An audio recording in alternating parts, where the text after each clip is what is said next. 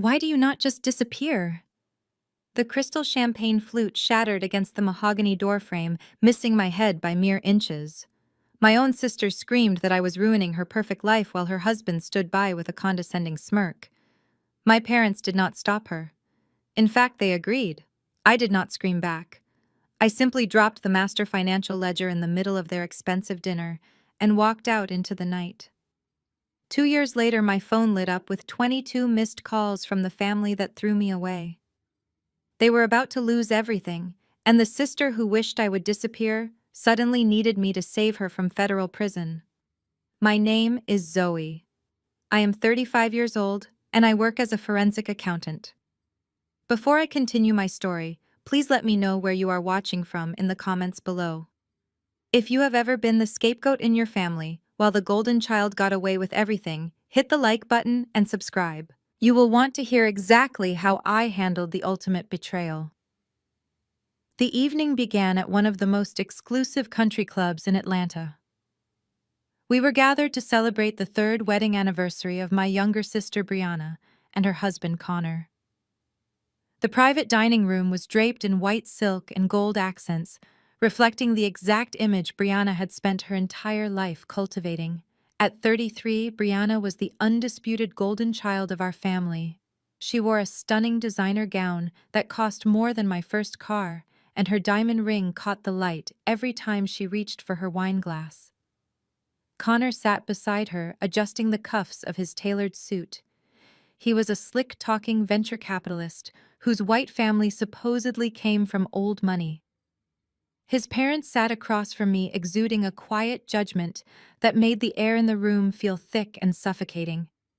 For years, our family owned a highly successful upscale Southern restaurant. It was the crown jewel of my parents' legacy. My father, Reverend Thomas, used his influence in the church community to build a massive, loyal clientele. My mother, Vivian, acted as the hostess, floating through the dining room in her Sunday best, making sure everyone who was anyone felt important. I was the silent engine keeping the machine running.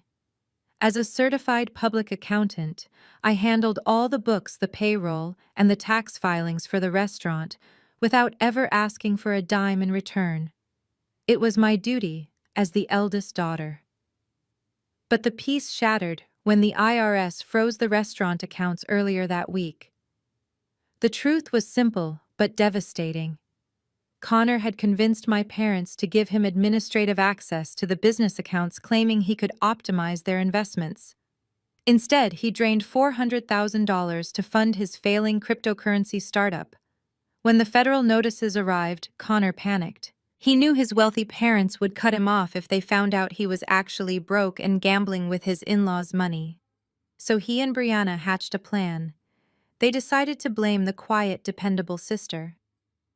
"Look, Zoe, you messed up the restaurant books," Connor said, his voice dripping with fake sympathy. "It happens. But to let the IRS freeze the accounts on the week of our anniversary is unacceptable. You are making Brianna look foolish in front of my family." I stared at him. I looked at the 6 faces staring back at me. Connor's parents looked at me with open disgust, clearly believing the narrative that I was the incompetent sister riding on the coattails of their successful son. Brianna's face was flushed with anger.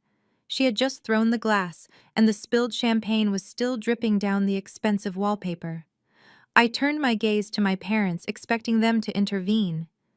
I expected my father, a man who preached about truth and integrity every Sunday, to stand up and tell the truth. Instead, my mother, Vivian, rushed past me.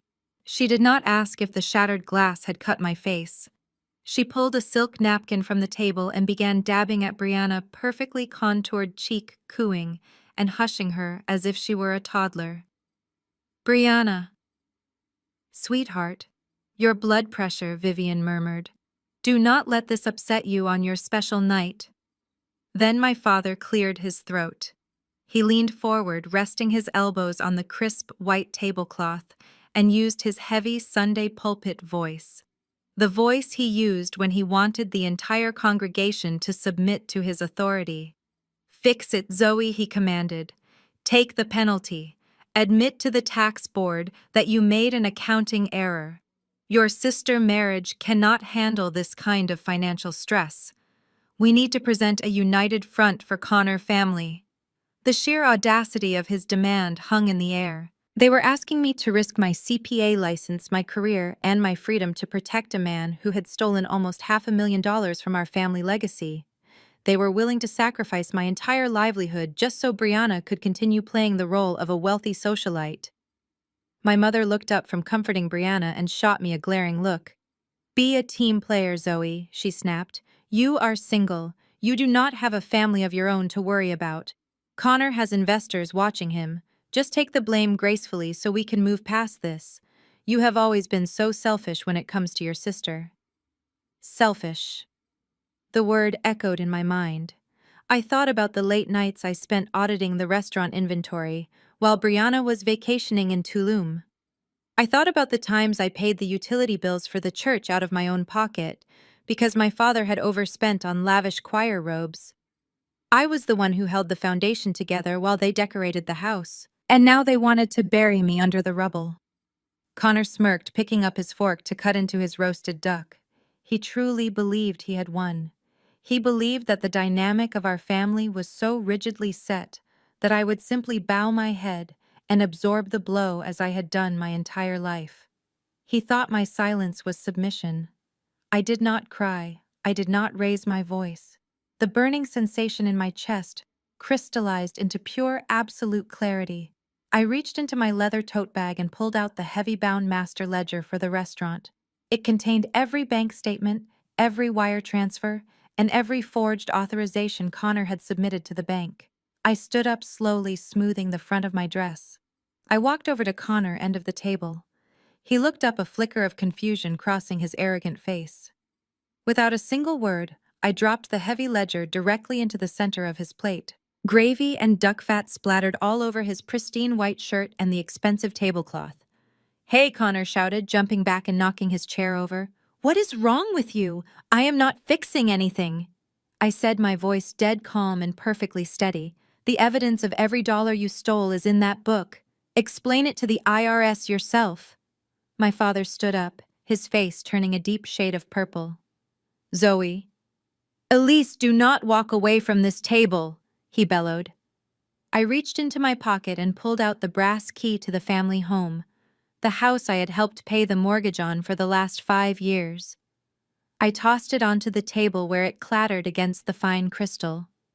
"Brianna wanted me to disappear," I said, looking directly into my mother's shocked eyes.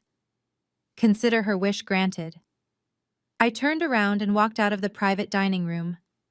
The heavy oak doors swung shut behind me, cutting off the sound of Brianna screaming and Connor cursing. The cool night air hit my face as I stepped out into the country club parking lot. I did not look back. I got into my car, started the engine, and drove away from the only family I had ever known. I initiated an immediate and absolute no-contact rule. I changed my phone number, I moved my financial accounts, and I relocated to Chicago to build my own forensic accounting firm. I thought I was done with them forever. I thought the severed ties would finally give me peace. I was wrong. 2 years later, they would drag me back into their mess. But this time, I would not be the scapegoat. I would be the architect of their downfall. The dining room descended into a heavy, suffocating silence after Connor threw his baseless accusation at me. The spilled champagne from the glass Brianna had hurled was still pooling on the rich mahogany floor, but nobody was looking at the mess. Every pair of eyes in that private country club room was fixed on me. I stood there feeling the familiar weight of being the family scapegoat pressing down on my shoulders. I waited for the inevitable defense that any normal parents would offer their child. I waited for my father to use his booming voice to demand the truth. I waited for my mother to rush over and check if the flying crystal had cut my face. Neither of those things happened. Instead, my mother Vivian let out a soft, dramatic gasp and rushed straight toward Brianna. She completely bypassed me, her silk dress brushing against my leg as she hurried to comfort the sister who had just committed an act of violence. Vivian pulled a monogrammed napkin from the table and began dabbing at Brianna's perfectly dry face. My mother murmured soothing words telling Brianna to breathe and to remember her blood pressure. She treated a 33-year-old woman throwing a violent tantrum like a fragile porcelain doll that had just been victimized.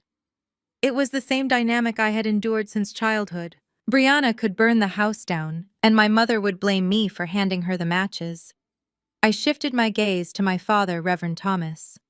He was sitting at the head of the table, a position he demanded in every setting. He had built his entire identity around being the moral compass of his community. His sermons were heavily attended, and he rubbed shoulders with local politicians and wealthy business owners. Yet in his own family, he was a coward who worshipped at the altar of social standing.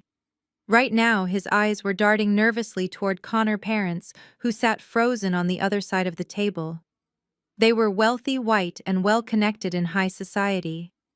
My father had spent the last 3 years bending over backward to prove that our family was worthy of their presence.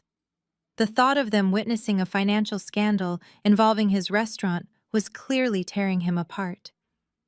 Thomas cleared his throat. The sound echoed of the quiet room, signaling that the Reverend was about to deliver a verdict.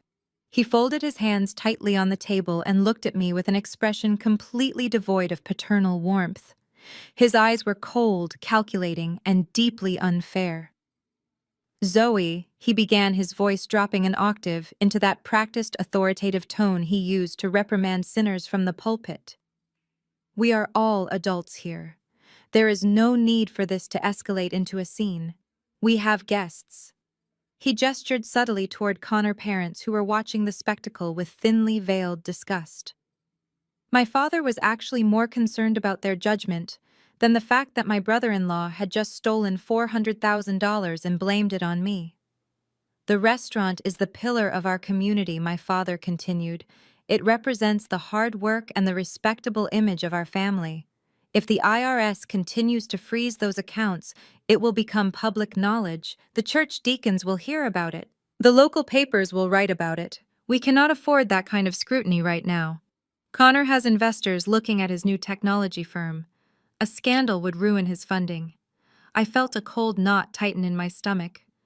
I knew exactly where he was going with this, but hearing him lay the groundwork for my execution was still a profound shock to the system. Therefore, my father said, leaning forward, so his face was illuminated by the crystal chandelier above, "You need to take responsibility for this accounting error. You need to contact the federal tax board tomorrow morning and formally admit that you mismanaged the funds. We will pay the penalty fees quietly, but you must put it on your professional record that the missing money was a result of your negligence." I stared at him, unable to process the magnitude of his demand. He was not just asking me to take the blame for a broken vase or a dented car bumper. He was demanding that I commit career suicide. As a certified public accountant, my entire livelihood depended on my professional integrity. Admitting to gross financial negligence involving hundreds of thousands of dollars would guarantee that my license would be revoked. I would lose my clients and my reputation. I would never work in finance again. You are asking me to destroy my career. I said, my voice remarkably steady, despite the storm raging inside me. You know Connor took that money. You know he diverted it to his failing startup. And you want me to lie to the federal government and lose my CPA license so he does not have to face the consequences of his own theft. Before my father could answer, my mother spun around from where she was coddling Brianna. Her eyes flashed with the kind of indignant anger she reserved only for me. "Do not speak to your father with that tone," Vivian snapped, her voice sharp and biting. "You are always so selfish, Zoe. Always thinking about your own little world while your sister is trying to build a family. You are a single woman. You do not have a husband to support or children to feed. You can easily find a job somewhere else, maybe do bookkeeping for a small shop. But Connor has a reputation to uphold. His family name carries weight." The sheer audacity of her words felt like a physical blow. She was reducing my entire life of hard work, late nights, studying, and professional achievements to a disposable hobby. I had built my career from the ground up without a single dollar of their help. I paid for my own college tuition by working double shifts while they bought Brianna a luxury car for her graduation. To my mother, my success was meaningless because I was not married to a wealthy man. I was just a utility, a tool to be used and discarded to ensure Brianna comfort. Brianna chimed in, her voice dripping with venom. It is the least you could do, Zoe. You have been jealous of my marriage since day one. You purposely messed up the books just to sabotage my anniversary week. Everyone knows it. Just sign the confession and stop being such a bitter person. I looked at Connor, who was trying to hide a triumphant smile behind his wineglass. He knew he had won the lottery with my family. He had found a group of people so desperate to maintain the illusion of high society acceptance that they would eagerly throw their own flesh and blood into the fire to protect a lying thief. My father nodded in agreement with Brianna, as if her absurd logic was the gospel truth. It is settled then, my father said, entirely dismissing my presence as a human being with rights. I will have the lawyer draft the confession letter tonight. You will sign it tomorrow morning before you go to work. If you refuse, you will no longer be welcome in our home or our congregation. You will be completely cut off. They really believed that the threat of losing them would break me. They had spent 35 years conditioning me to crave their approval, to work tirelessly behind the scenes for scraps of affection. They thought I would crumble at the thought of being exiled from the family. They fundamentally misunderstood who I had become. The toxic dynamics that had governed my childhood were laid bare in that dining room, and the final thread of obligation I felt toward them snapped completely. I did not feel fear or sorrow. I felt an overwhelming sense of liberation. The pulpit had made its decree, but I was no longer a member of their congregation. I stood up slowly, pushing my chair back against the thick carpet of the private dining room.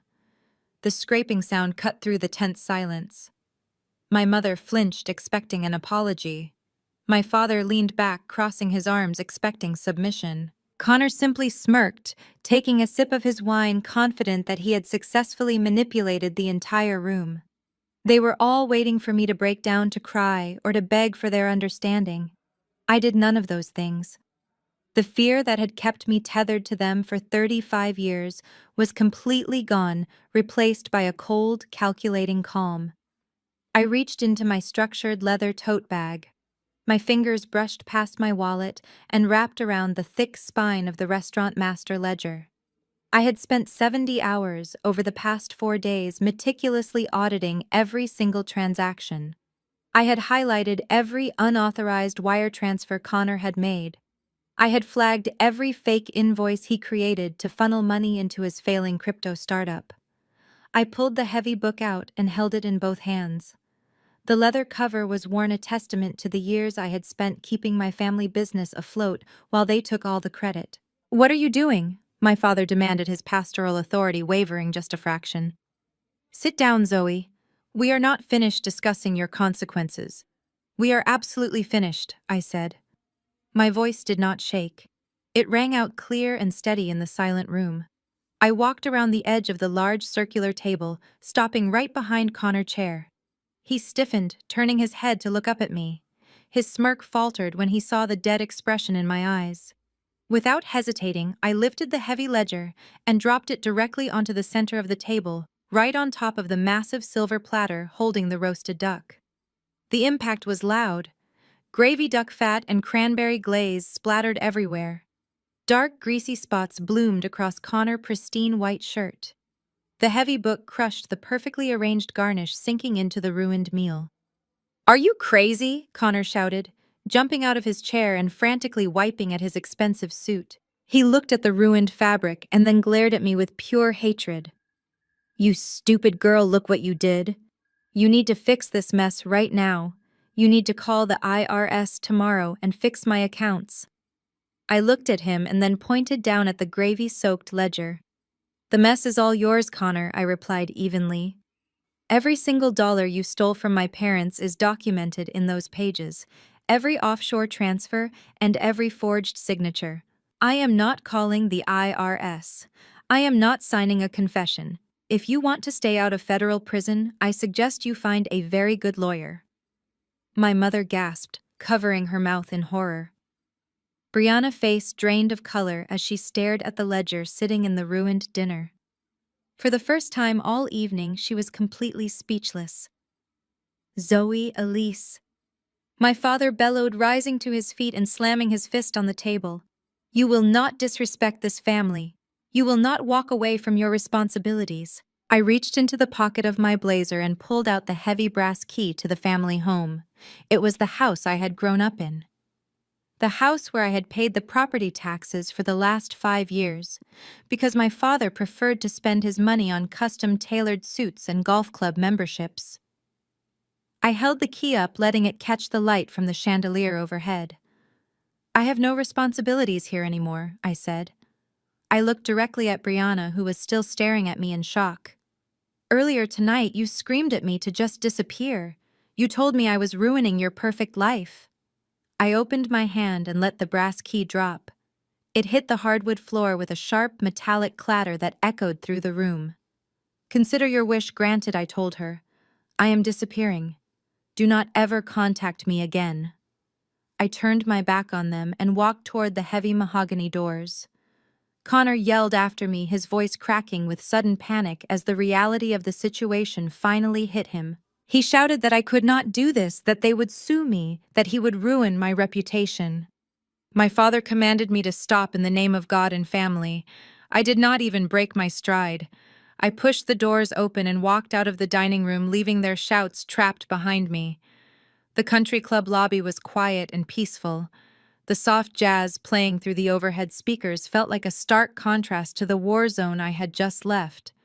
I nodded politely to the valet as I handed him my ticket. When my car was brought around, I tipped him generously, slid into the driver's seat, and locked the doors. The moment the engine purred to life, I pulled my phone from my purse. I did not wait until I got home to cut the cord. I did it right there in the parking lot under the glow of the streetlights. I opened my banking app and instantly removed myself as a guarantor on the family credit accounts. I drafted a swift 2-sentence email to the restaurant bank, formally resigning as their certified public accountant and revoking all my authorizations. Finally, I opened my contacts. I blocked my father. I blocked my mother. I blocked Brianna. I blocked Connor. I deleted their numbers from my phone entirely. I put the car in drive and pulled out of the country club gates. As I merged onto the highway, the city lights of Atlanta blurred past my windows. For the first time in my life, my chest did not feel tight with anxiety about what my family would think of me. I did not feel the crushing weight of their expectations or the sting of their constant rejection. I felt light. I felt powerful. That night, I packed my apartment. Within 2 weeks, I had broken my lease, accepted a lucrative contract in Chicago, and left Georgia completely. I spent the next 2 years building my own life from the ground up. I poured all my energy into launching my own forensic accounting firm, specializing in corporate fraud. I surrounded myself with people who valued my brilliance instead of exploiting it. I met a man named Elijah who loved me fiercely and showed me what a real partnership looked like. I was thriving. I was finally free. Or so I thought. Because toxic families do not just let their scapegoats escape that easily. They wait until they have burned their own house down, and then they come looking for the person who always carried the water. 2 years of perfect silence were about to end. I had built a fortress, but the people who taught me how to survive were about to test its walls. The next 2 years were a masterclass in survival and reinvention. I arrived in Chicago with 2 suitcases, a bruised ego, and a burning desire to build an empire that no one could ever take away from me. The biting wind of Lake Michigan was a welcome shock to my system. It kept me awake during the long nights I spent drafting business plans and cold calling potential clients from a cramped studio apartment in the South Loop. I poured every ounce of my frustration into my work. When I was not auditing financial records, I was networking at corporate seminars, proving my worth in rooms full of men who underestimated me. Within 6 months, my forensic accounting firm was officially licensed and operational. I specialized in untangling corporate fraud. I found the hidden money that greedy executives tried to bury. It was ironic, really. The exact skill set my family had tried to exploit to cover up their own theft became the foundation of my absolute independence. My reputation grew quickly. I went from taking small contract jobs to landing massive corporate accounts. By the end of my first year, I moved my office into a sleek high-rise overlooking the Chicago River. That was where I met Elijah. Elijah was a 36-year-old corporate attorney working for one of the most ruthless law firms in the city. We ended up on opposite sides of a massive embezzlement case. He was defending the corporation, and I was the independent auditor hired by the board of directors to find the missing funds. He was sharp, fiercely intelligent, and completely unbothered by my uncompromising nature. In fact, he thrived on it. When I presented my findings and completely dismantled his client's defense, Elijah did not get angry. He waited for me in the lobby after the meeting, bought me a cup of black coffee, and asked me out to dinner. Our relationship moved with an intense, purposeful speed. We understood each other perfectly. We were both black professionals who had clawed our way to the top of our fields. He respected my boundaries, and I admired his protective nature. Elijah was the kind of man who stood beside me, not in front of me.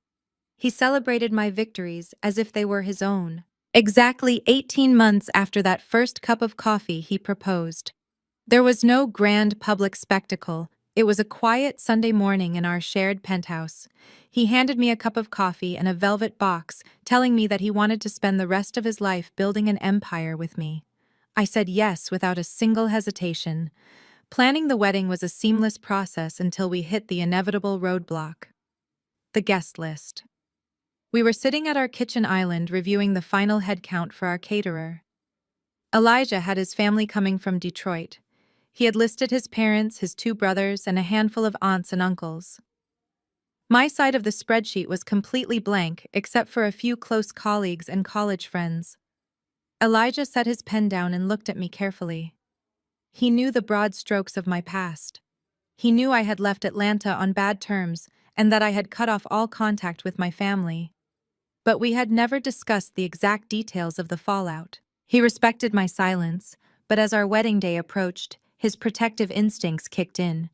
"Zoe," he said softly, reaching across the marble counter to take my hand. "We need to talk about your family. I know things ended terribly, but a wedding is a major life event.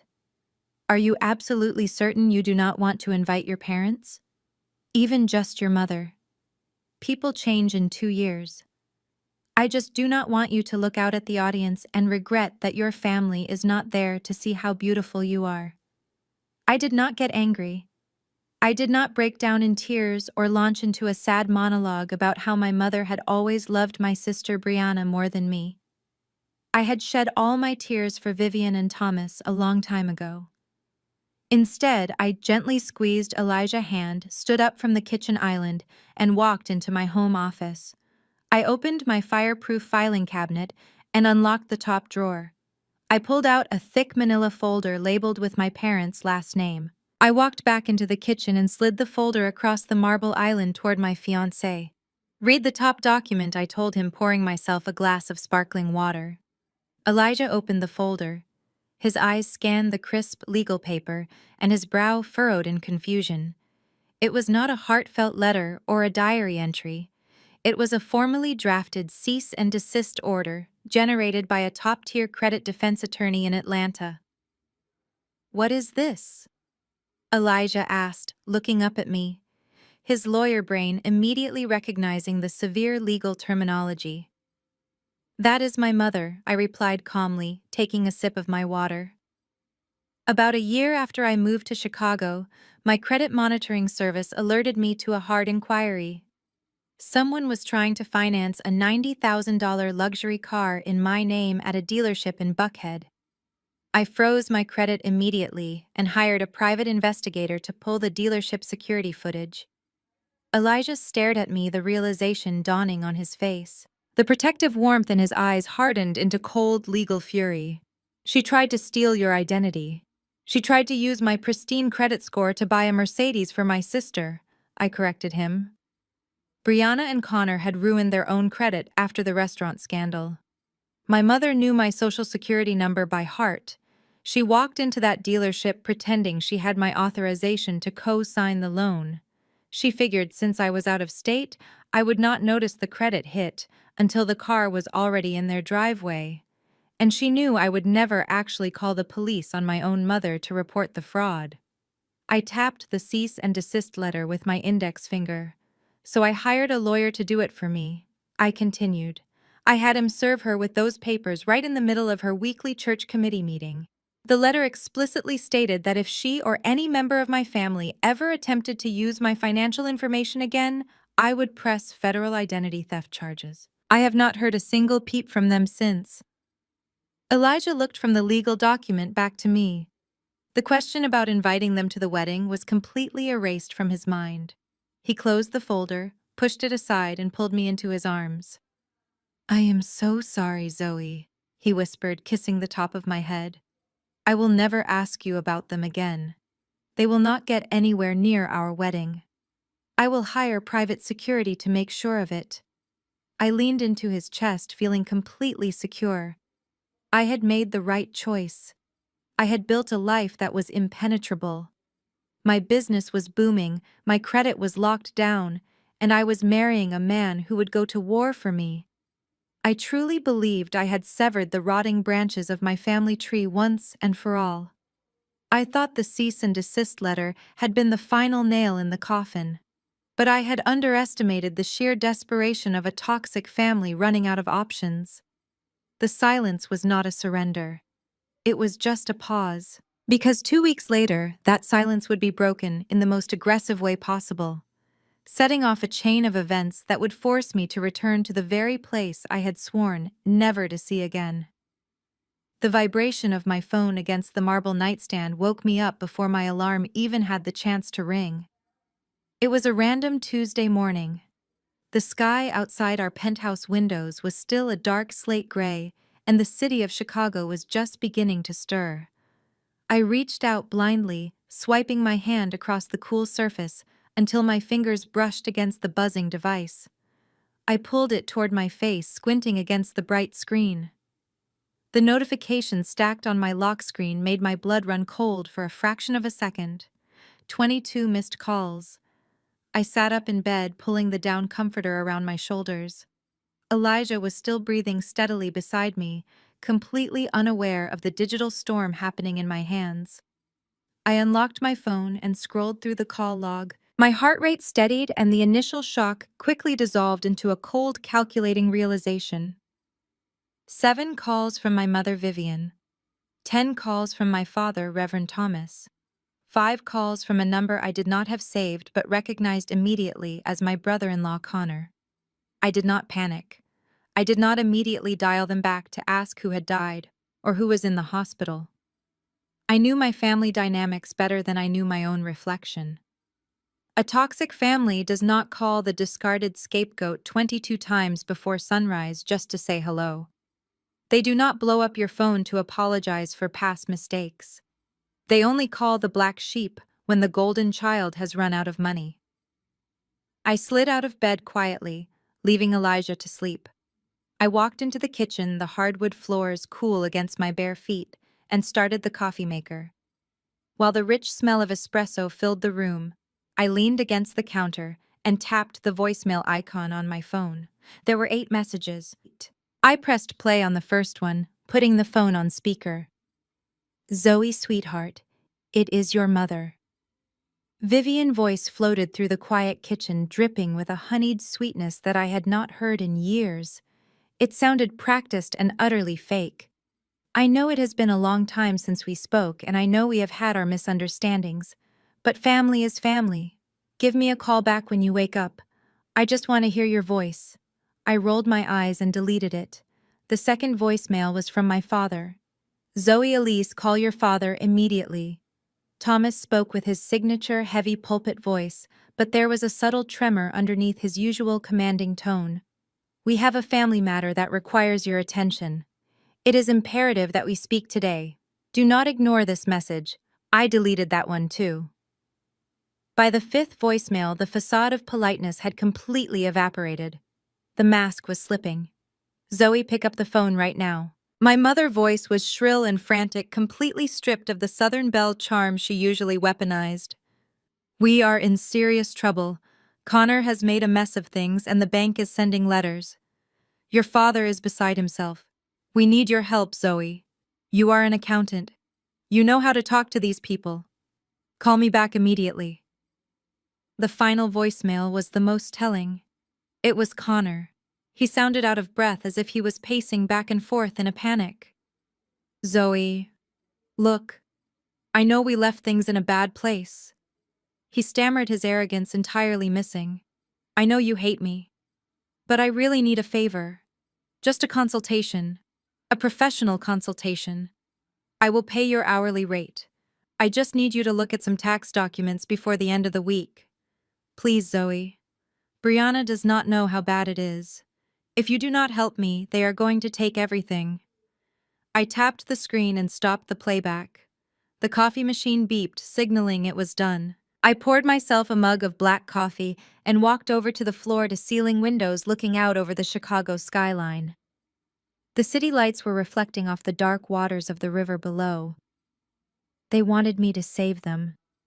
After telling me to disappear after trying to steal my identity, after blaming me for their own financial ruin, they actually believed they could just snap their fingers and summon me back to clean up their mess. Connor had clearly dug himself a hole so deep that he could no longer lie his way out of it. And my parents, rather than holding the white son-in-law accountable, were once again trying to force me to be his shield. Elijah walked into the kitchen a few minutes later, tying the belt of his robe. He took one look at my face and stopped in his tracks. His eyes flicked to the phone resting on the marble counter. Who died? He asked, his voice thick with sleep, but laced with immediate concern. No one, I replied, taking a slow sip of my coffee. But someone is about to lose all their money. My parents and Connor called me 22 times this morning. They left voicemails begging for my accounting expertise. Elijah's jaw tightened. The protective instinct radiated from him instantly. He walked over and wrapped his arms around my waist, resting his chin on my shoulder. What are you going to do? He asked quietly. Do you want me to have the firm draft another cease and desist? I can threaten them with harassment. No, I said, setting my mug down. A cease and desist will not work this time. They are desperate. Desperate people do not care about legal warnings. They care about survival. If Connor is begging me to look at his tax documents, it means he has committed a financial crime so massive that he cannot hide it from his wealthy parents or my father congregation anymore. I picked up my phone. I had no intention of calling them back. Engaging with them directly would only give them the opportunity to manipulate the narrative, to cry, and to play the victims. I needed facts. I needed raw, unedited data before I decided my next move. I am going to take a shower, and then I am heading straight to my office. I told Elijah, turning to face him. I am not going to return their calls. Instead, I am going to find out exactly what they are hiding. I walked down the hallway toward our master bathroom, leaving my phone on the kitchen counter. Let them panic. Let them sweat. For the first time in my life, I held all the power. I was not the terrified daughter desperate for their love anymore. I was a licensed forensic accountant with access to federal financial databases. If my family wanted me to look at their money, I was going to look at everything. And I was going to find every single skeleton they had buried. The hot water of the shower did little to wash away the disgust I felt, but it sharpened my focus. I dressed quickly in a tailored suit, grabbed my keys, and made the drive down the Kennedy Expressway toward the financial district. The morning traffic was heavy, but my mind was already racing miles ahead of the brake lights. When I arrived at my office, the floor was still mostly empty. I swiped my keycard at the glass doors, walked straight into my corner suite, and locked the door behind me. I did not bother turning on the overhead lights. The glow from my dual monitors was more than enough. As a forensic accountant, I had access to enterprise-level investigative software and federal financial databases that the average citizen did not even know existed. I sat down in my leather chair, cracked my knuckles, and began typing. I started with the most obvious target. I entered Connor's full legal name and his social security number which I still had memorized from the years I spent filing his personal tax returns. The search results populated instantly, and the screen lit up with a sea of red flags. The financial ruin was staggering. Connor had not just failed at a single crypto startup.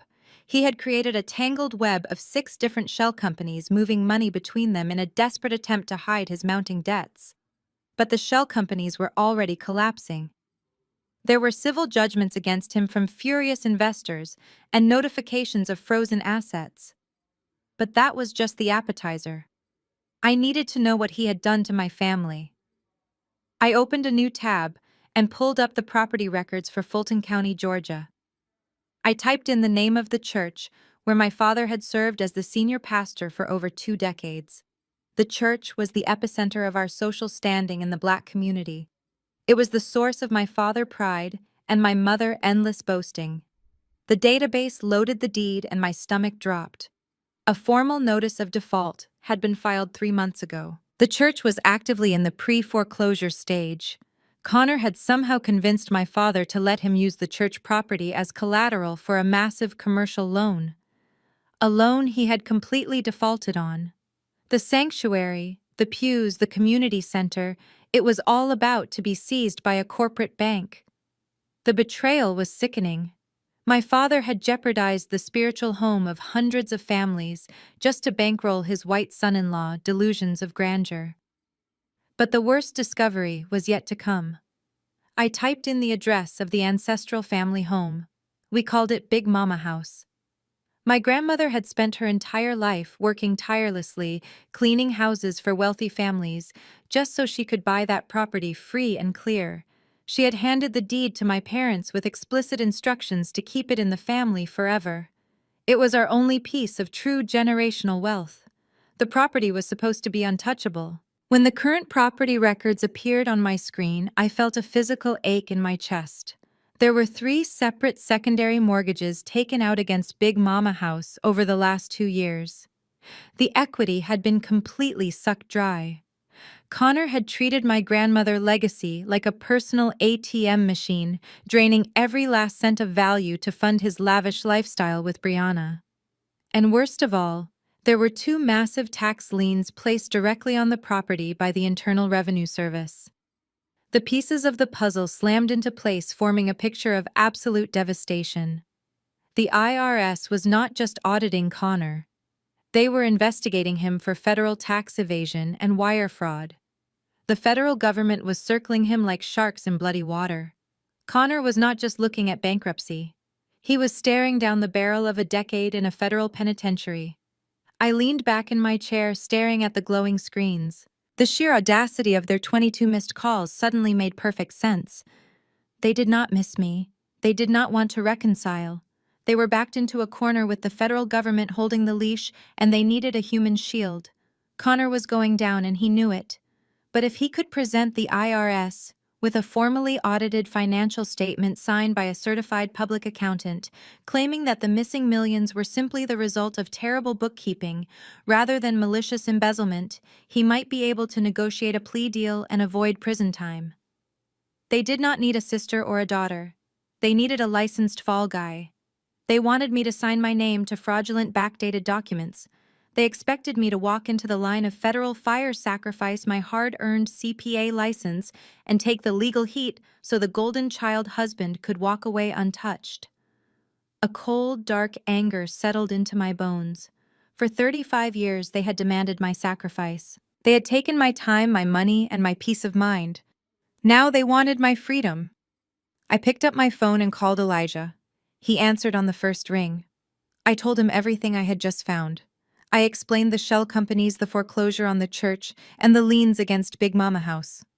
Elijah listened quietly, his legal mind analyzing the severity of the crimes.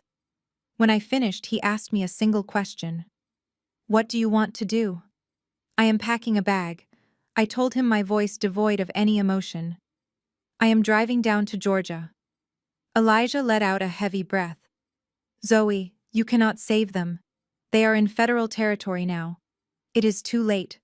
"I am not going down there to save them," I replied, pulling my blazer off the back of my chair. I do not care if Connor rots in a federal cell, and I do not care if my parents lose their social standing, but I am not letting a predatory bank take Big Mama House. That property belongs to her memory, not their greed. I am going to walk into that house, and I am going to watch them squirm. I shut down my computer, locked my office, and headed back to the penthouse to pack my SUV. The 2 years of absolute silence were officially over.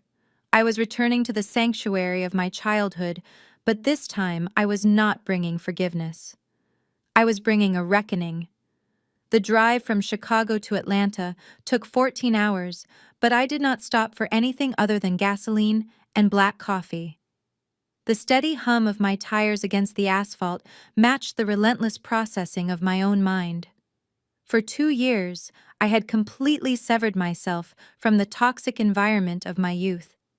I had built a life of absolute peace, a thriving corporate firm, and a loving partnership with a man who respected my boundaries. I had shed the identity of the family scapegoat and stepped into my power as a successful forensic accountant. Yet as I crossed the Georgia state line and watched the familiar pine trees rise up against the darkening sky, I felt the heavy gravitational pull of my past trying to drag me back down. I was not returning to save my parents. I was returning to protect the only piece of my history that actually mattered. I navigated the winding streets of my old neighborhood until I reached the quiet cul-de-sac where my grandmother house stood. We had always called it Big Mama House. It was a sprawling 2-story colonial with a wraparound porch and thick white pillars. My grandmother had spent her entire life cleaning houses for wealthy white families, saving every spare penny so she could buy this property free and clear. It was our only true piece of generational wealth. From the outside, it looked exactly as I remembered. The lawn was perfectly manicured and the porch lights glowed warmly in the evening dusk. It was a flawless facade hiding a foundation that was rotting from the inside out. I pulled my vehicle into the driveway, parking directly behind a matte black luxury sports car that undoubtedly belonged to my brother-in-law. I turned off the engine and sat in the quiet cabin for a moment, adjusting my tailored blazer and taking a deep, steadying breath.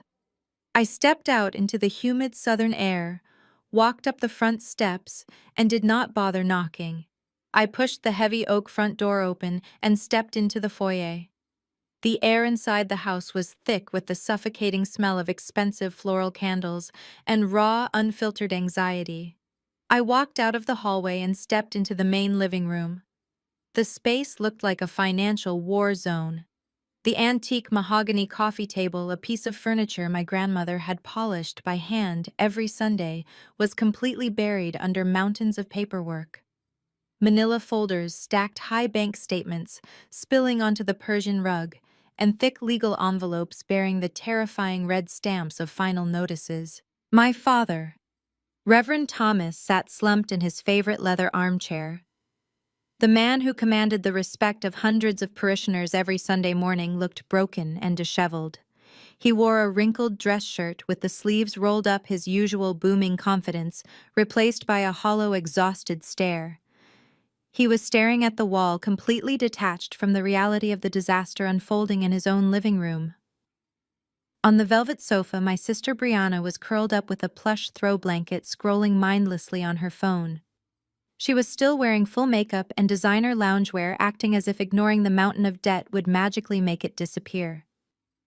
My mother Vivian was the first one to notice my arrival. She was standing by the stone fireplace, holding a stack of unopened mail tightly against her chest. When she saw me standing in the archway, she did not drop the envelopes. She did not rush over to hug the daughter she had not seen or spoken to in 2 years. She did not even ask if I had a safe drive down from Chicago. Her eyes simply darted from my face to the expensive leather handbag on my shoulder and then down to my custom-tailored suit. She took a step forward, her face immediately hardening into that familiar demanding expression I knew all too well. "Well, it certainly took you long enough," Vivian snapped, her voice cutting sharply through the tense silence of the room. She did not say hello. She did not say she missed me. She spoke to me as if I were a teenage intern who had shown up an hour late for an unpaid summer job. She was completely ignoring the fact that I was a 35-year-old chief executive officer who billed out at $500 an hour. In her mind, I was still just Zoe the scapegoat, the invisible workhorse whose only purpose was to clean up the messes the rest of them made. "Put your bag down in the hallway and come look at this mess," Vivian commanded, pointing a manicured finger toward the ruined coffee table. "Connor has been trying to organize these tax records for 3 days, but the bank keeps sending these overly complicated ledgers. We need you to sort through them right now and figure out which charges we can dispute. The accountants at the bank are making mistakes, and we need you to fix it before the church board finds out." I stood in the entryway, completely unfazed by her aggressive greeting. The sheer entitlement radiating from her was almost breathtaking. She was standing in my grandmother's house, a house that had been secretly mortgaged to the brink of federal foreclosure, and she was casually ordering me to fix it as if I were being asked to sweep the kitchen floor. I slowly took off my sunglasses and folded them, placing them securely into my handbag. I did not move toward the coffee table. I did not drop my bag. I simply looked at her, letting the silence stretch out until it became deeply uncomfortable. "Are you deaf?" Vivian hissed, taking another step toward me. "We are dealing with a massive crisis here, Zoe. Your father is under an immense amount of stress, and Brianna has been crying all morning because her credit cards were declined. We do not have time for your usual stubborn attitude. You are an accountant. You know how to talk to these people. Sit down and get to work." I looked at my mother, marveling at the depth of her delusion. She had built an entire alternate reality where Connor was simply a victim of complicated banking errors, where Brianna was suffering the most, and where I existed solely to absorb their consequences. My father remained silent in his chair, refusing to look me in the eye. The great spiritual leader of the community was hiding behind his spoiled daughter and his manipulative wife.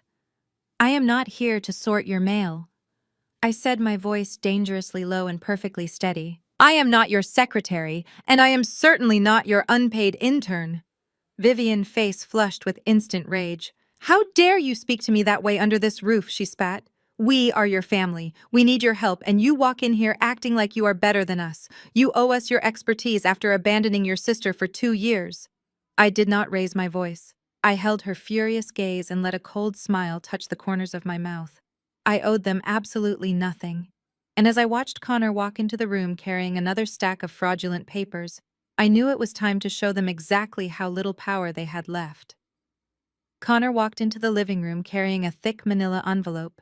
He was wearing a designer polo shirt that clung to his shoulders, but his usual perfectly coiffed hair was a mess. When he saw me standing in the center of the room, his expression shifted. The panic in his eyes was quickly buried under a thick layer of that signature arrogant entitlement he used to navigate the world. He tossed the envelope onto the coffee table, sending a few loose papers fluttering to the floor.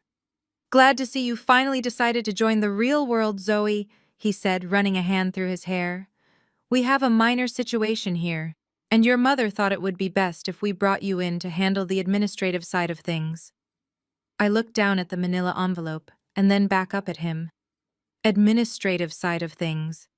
That was an interesting way to describe federal tax evasion.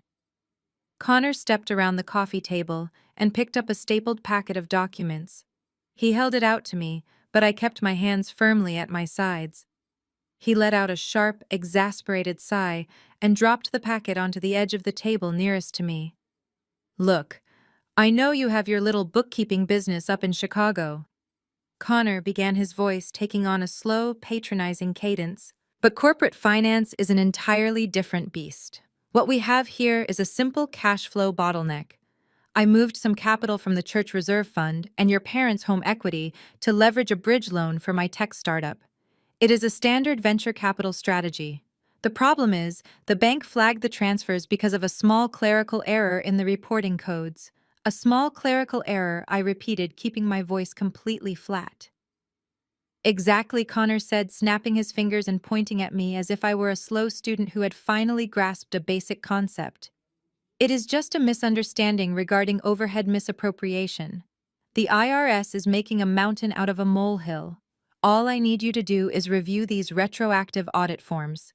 I have already filled out the numbers. You just need to sign your name on the bottom line with your CPA license number and stamp it. It shows the federal tax board that an independent accountant has verified the internal transfer of funds and clears up the bottleneck. I stared at him, marveling at his absolute audacity. He was standing in front of a licensed forensic accountant, a woman who spent her days dismantling complex corporate fraud schemes for Fortune 500 companies, and he was trying to explain basic tax law to me like I was a child. Worse, he was trying to gaslight me into believing that embezzling hundreds of thousands of dollars from a church and secretly mortgaging a fully paid-off home was just a clerical error. "Let me get this straight," I said, taking a slow, deliberate step toward him. "You want me to sign a backdated audit form. You want me to attach my state board license number to a document that falsely categorizes stolen funds as a legitimate internal capital transfer." Connor rolled his eyes, clearly annoyed that I was not just blindly following his instructions. "It is not stolen funds, Zoe. Do not be dramatic. It is leveraged debt. You just do not understand how high-level tech investments work. Once my startup goes public, I will pay the church back with interest. But right now, I need you to be a team player. Your parents need you to be a team player. If you do not sign those papers, the bank is going to start foreclosure proceedings against this house." My father spoke up from his leather armchair, his voice heavy with misplaced authority. "Just sign the papers, Zoe. Connor knows what he is doing. We need to present a united front to the bank. You are the only one in the family with the proper licensing to make this problem go away." I turned my gaze to my father. "You are asking me to commit federal bank fraud?" I said, clearly pronouncing every single word, so there could be no misunderstanding. "You are asking me to perjure myself to the Internal Revenue Service. If I sign those papers and the IRS audits the source accounts, I will lose my CPA license. I will face massive federal fines. I could go to federal prison." Brianna scoffed from the couch, tossing her throw blanket aside. "Oh, stop being so melodramatic, Zoe. Always playing the victim. Connor said it is just a formality. Why do you always have to make everything about you? Just sign the stupid paper so we can all go back to our lives." The sheer stupidity in the room was almost suffocating. They genuinely believed that a signature would magically erase millions of dollars of missing money. They believed the federal government would just look the other way because Connor said so. "I will not sign anything," I said, turning my attention back to Connor. "I will not put my name on your fraudulent documents. I will not risk my career and my freedom to save you from the consequences of your own theft. You made this mess. You can face the federal prosecutors yourself." The smug arrogance vanished from Connor's face instantly. The veins in his neck bulged, and his face flushed a deep, angry red. He took 2 large steps, closing the distance between us until he was standing less than a foot away from me. He was taller than me and broader, and he used his physical size to loom over me in a textbook display of male intimidation. "You listen to me, you ungrateful little bitch!" Connor hissed, his voice dropping into a menacing growl. "You are going to sign those papers. I let you walk away 2 years ago, but I am not playing games with you today. This is about my future.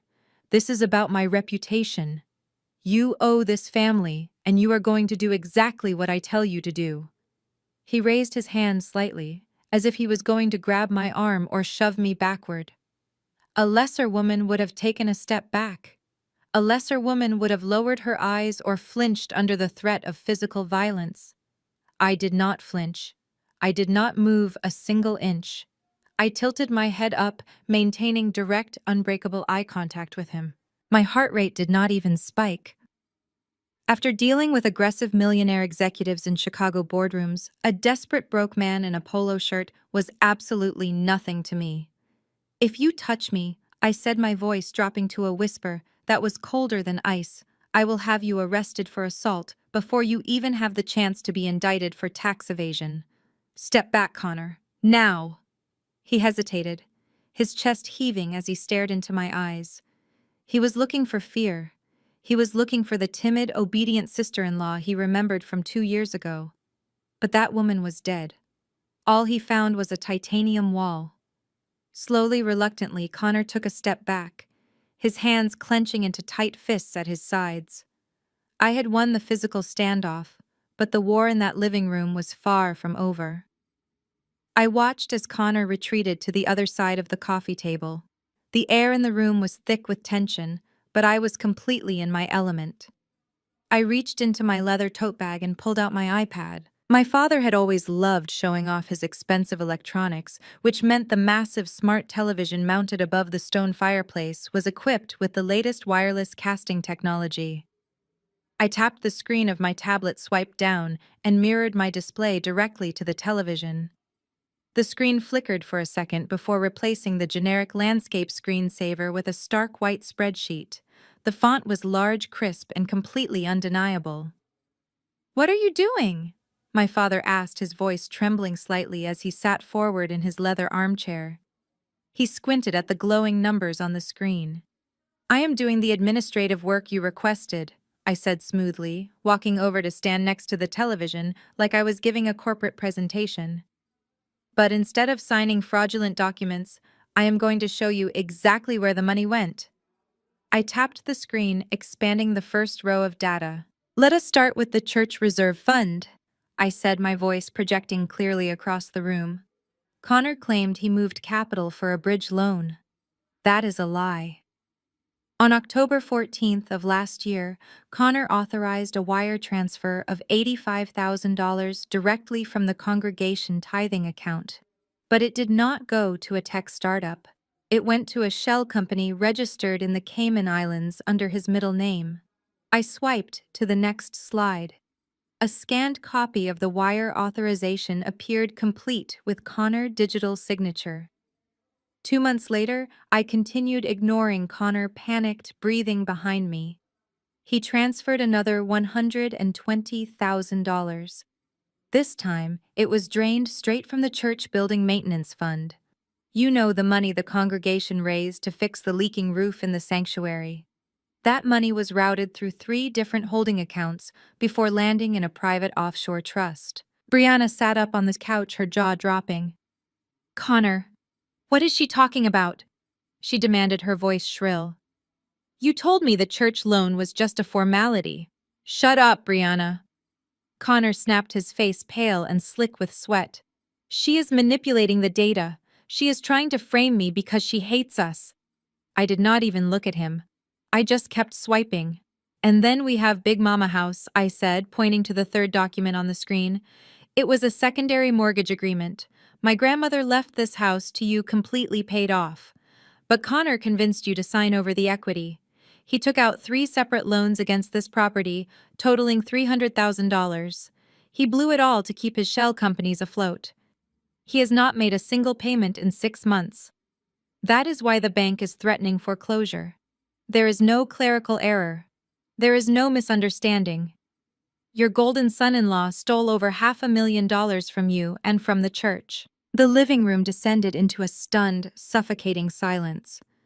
The glowing spreadsheet illuminated the horror on my father's face. He stared at the screen, his mouth slightly open, unable to process the magnitude of the betrayal. He had trusted Connor implicitly, because Connor was white wealthy and supposedly possessed the financial acumen my father desperately wanted to be associated with.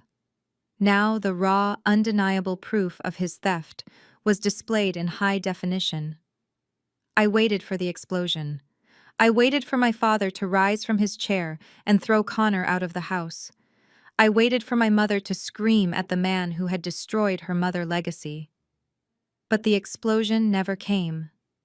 Instead, my mother Vivian took a deep breath, smoothed the front of her expensive skirt, and turned toward me with a look of profound annoyance. "Well," Vivian sighed, waving her hand dismissively at the television. "He made a bad investment, Zoe. There is no need to stand there and crucify him." I froze. The cold calculation in my mind short-circuited for a fraction of a second. I stared at her, genuinely wondering if I had heard her correctly. "A bad investment," I repeated, my voice rising in disbelief. "Mom, he embezzled church funds, he forged documents, he took out secret mortgages on Big Mama House. It is federal wire fraud. Keep your voice down, Vivian hissed, glancing nervously toward the front windows as if the neighbors could hear us. Connor is an entrepreneur. Entrepreneurs take risks. Sometimes those risks do not pan out. You are acting like he did this maliciously. He was trying to build wealth for his family, for your sister. I looked at my father expecting him to intervene. He was the pastor. He was the man responsible for the church money. But Thomas just buried his face in his hands, letting out a long, weary sigh. He was actually going along with her twisted logic.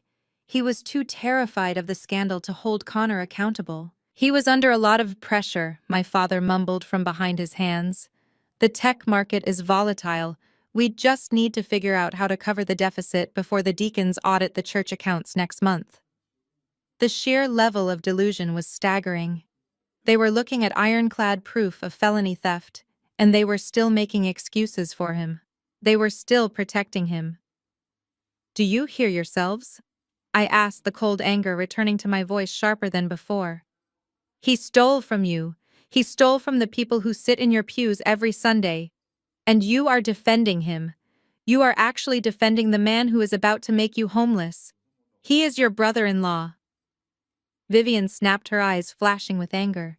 He is family, and family protects each other. That is something you would understand if you were not so bitter and alone. If you would just sign those audit papers, we could restructure the debt and give Connor time to recover the funds. My blood boiled. They were so deeply entrenched in their toxic enabling that they would gladly burn my life to the ground to keep Connor warm. They did not care about the truth. They did not care about justice or my grandmother legacy. They only cared about keeping up appearances. The fury inside me solidified into something dark and absolute. I knew in that moment that I could not just walk away and let the bank take the house. I had to completely dismantle their fake reality. Before I could say another word, Brianna stood up from the couch. Her hands were shaking, and her face was a mask of pure desperation. She looked at me, her eyes wide and panicked, and then she dropped the bomb that would change everything. You do not have a choice, Zoe. Brianna screamed the words so loudly that her voice cracked under the weight of her own panic. She stood up from the plush sofa, her hands shaking violently. Her manicured nails dug into the palms of her hands, and tears were finally spilling over her eyelashes, ruining her perfect makeup. You have to sign the retroactive audit. You have to do it right now. I looked at her, my expression completely unchanged. I slowly lowered my iPad, letting the screen dim as the undeniable proof of Connor embezzlement remained projected on the living room television.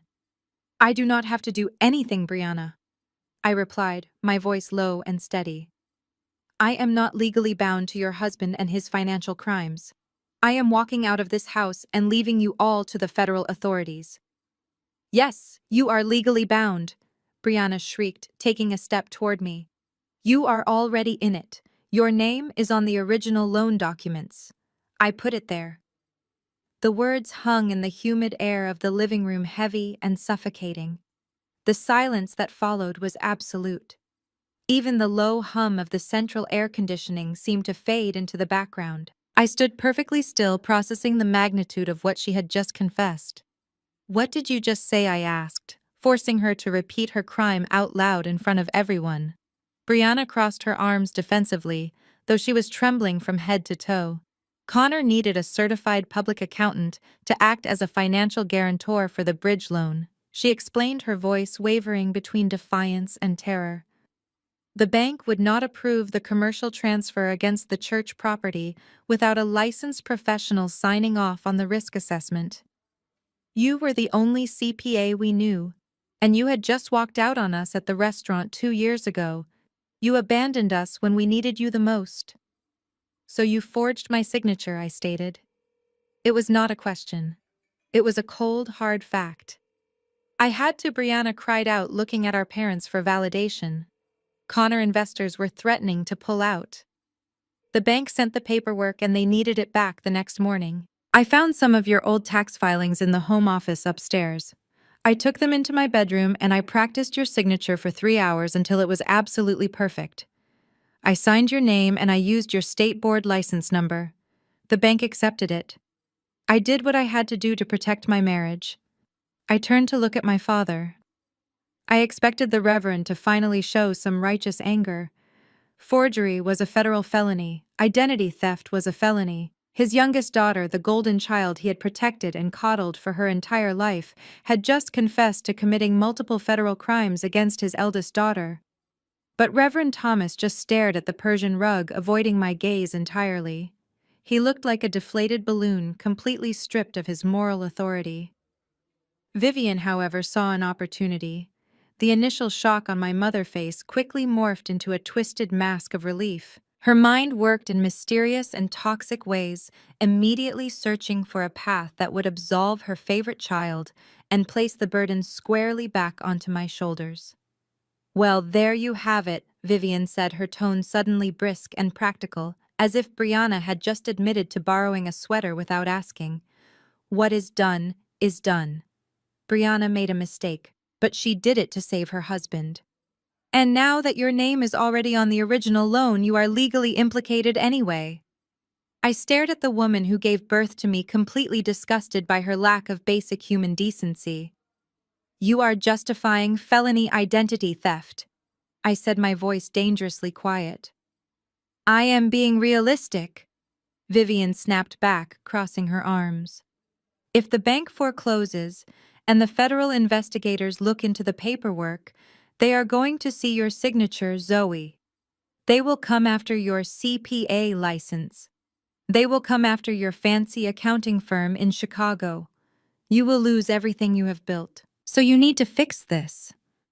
Connor straightened his shirt, the fear completely vanishing from his posture. He actually smiled. It was a predatory, sickening smile.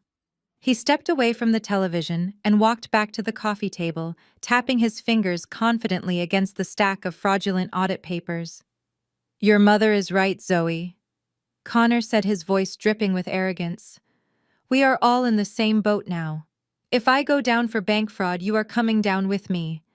The federal prosecutors will not care that Brianna forged your name. They will see your professional license attached to a defaulted commercial loan. Your career will be over. You will be facing federal prison time right next to me." He picked up a silver pen from the table and held it out toward me.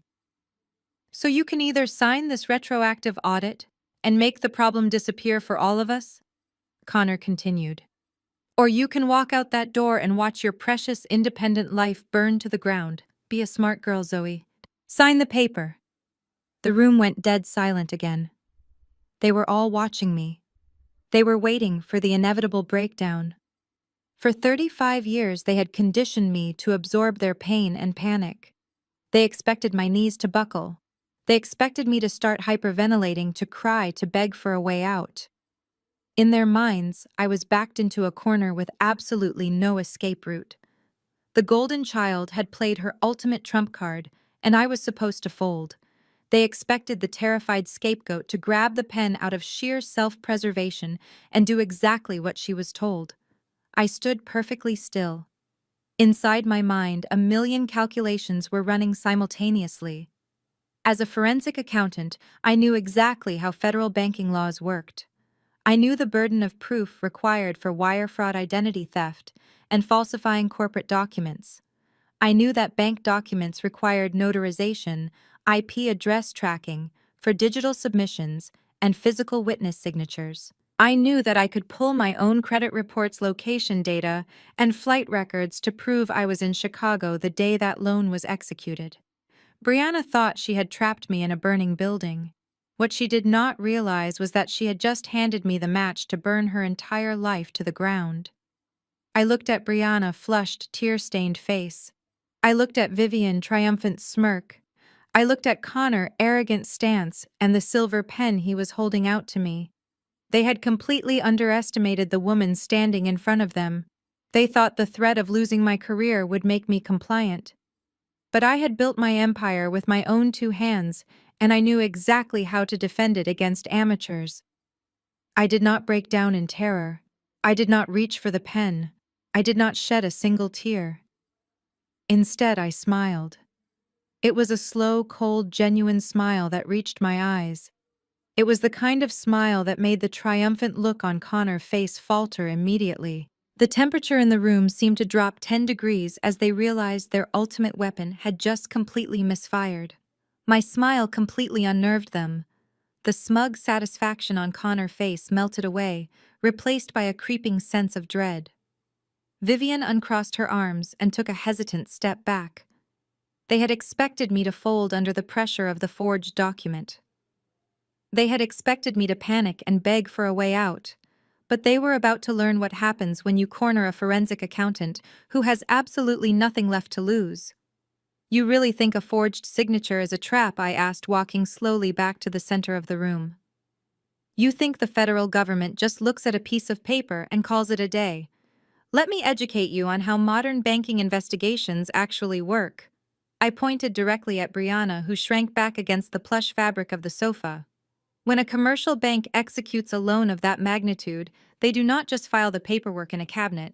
They log the IP address of the device used to submit the digital forms. They track the geographical location data of the electronic signature.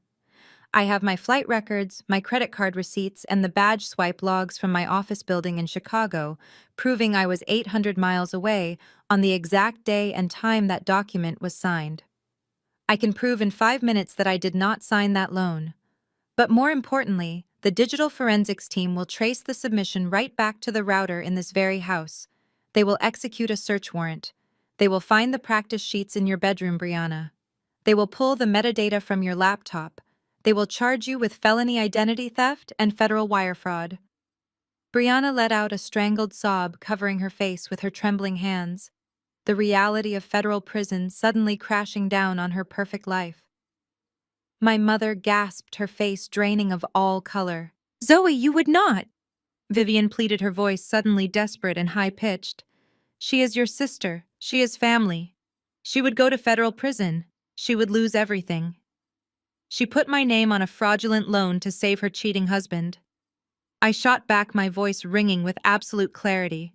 "She was perfectly fine with me going to prison. Do not ever talk to me about sisterly loyalty again." I turned my attention to Connor, who was staring at me like I was a ghost. His arrogant posture had completely collapsed. "You wanted me to fix this," I said, my voice dropping into a tone of absolute command. "You wanted me to use my professional license to make the missing money look like an internal accounting error. If I am going to risk my entire career to save Brianna from a federal prison sentence, I am not doing it blind. I am not signing a backdated audit based on numbers you scribbled on a piece of paper. The IRS does not play games. If they find a single discrepancy in my audit, they will tear all of us apart. So if you want my signature, I need everything." "What do you mean, everything?" Connor asked, his voice tight and defensive.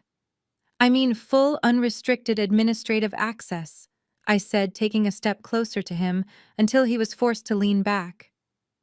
"I want the master passwords to the church financial servers. I want the login credentials for every single bank account, every shell company, and every offshore trust you created. I want your laptop, and I want the encryption keys to your hard drives. I need to see every single dollar you moved so I can build a narrative that will actually fool a federal auditor. If I find a single hidden account that you did not disclose, the IRS will find it too, and our entire cover story falls apart." Connor shook his head vigorously, his eyes darting around the room. "No, absolutely not," he stammered. "That is highly classified proprietary information. You do not need access to my personal hard drives to audit the church reserve fund. I already gave you the numbers on that spreadsheet. Just use those." I let out a harsh laugh that echoed in the quiet room. "Proprietary information.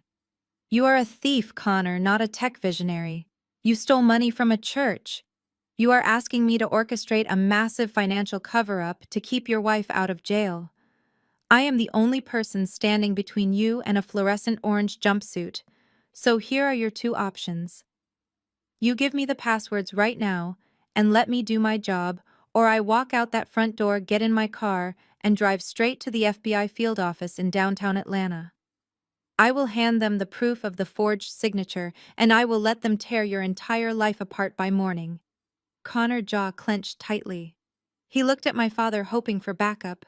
He was used to the Reverend bending over backward to accommodate him. Thomas, you cannot seriously expect me to hand over my private servers to her, Connor pleaded.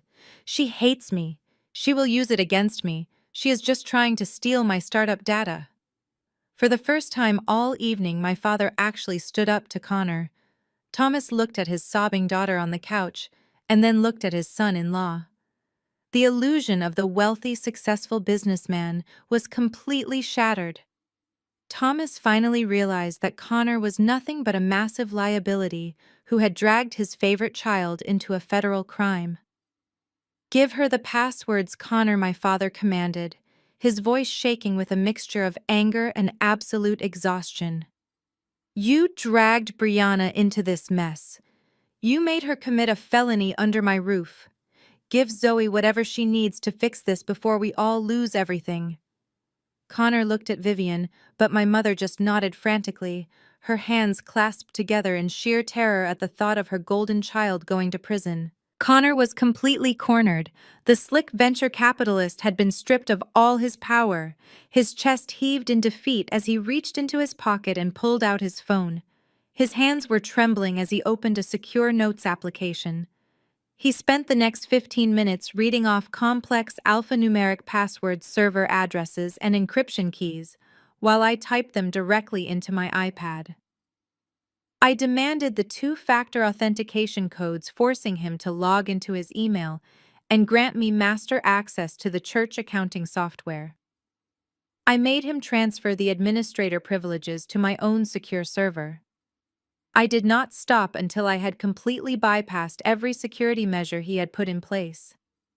When it was over, Connor looked physically sick. He walked over to his leather briefcase, pulled out his heavy laptop, and tossed it onto the coffee table. He pushed it toward me like it was a live grenade. There, he muttered, refusing to make eye contact. That is everything. All the shell companies, the crypto accounts, everything I touched. Just make the audit look legitimate so the bank stops calling and the federal agents stay away. I picked up the heavy laptop and tucked it under my arm alongside my iPad. I looked around the living room at the four people who had spent my entire life treating me like I was beneath them. They were broken, terrified, and completely dependent on me. They thought handing over the passwords was the first step in their salvation. They thought I was going to spend the night building a fake audit to protect Brianna. I will need absolute silence while I work, I told them, my voice devoid of any warmth. Do not interrupt me. Do not knock on the door. Do not ask me for updates. I am going into my old bedroom and I am locking the door. I turned and walked toward the staircase, leaving them sitting in the suffocating silence of their own making. As I climbed the wooden stairs, I felt the heavy weight of the laptop under my arm. It was not a burden, it was a loaded weapon. I had just gained unrestricted access to the deepest, darkest corners of Connor financial life. I had everything I needed to turn the forgery into the final nail in their coffin.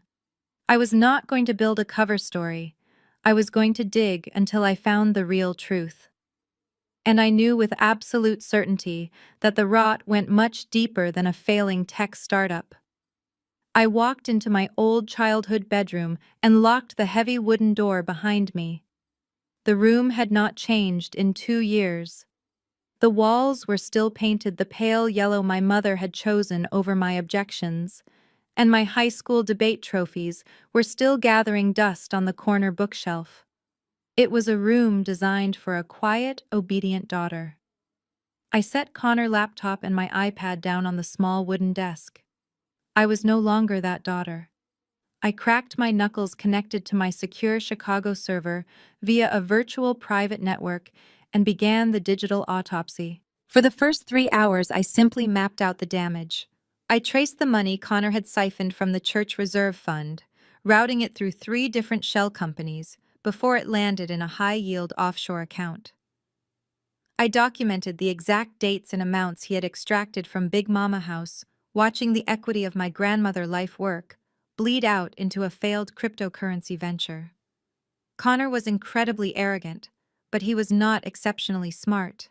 His digital footprints were everywhere. He used the same variations of passwords for his secure servers, and he kept unencrypted spreadsheets labeled with obvious acronyms. But around 3 in the morning, the glowing screen revealed an anomaly that made me sit up straight. I was running a batch trace on the routing numbers associated with the commercial bank loans when a secondary property tax identification number flashed across my monitor. It was not the church. It was not Big Mama House. It was a residential property code.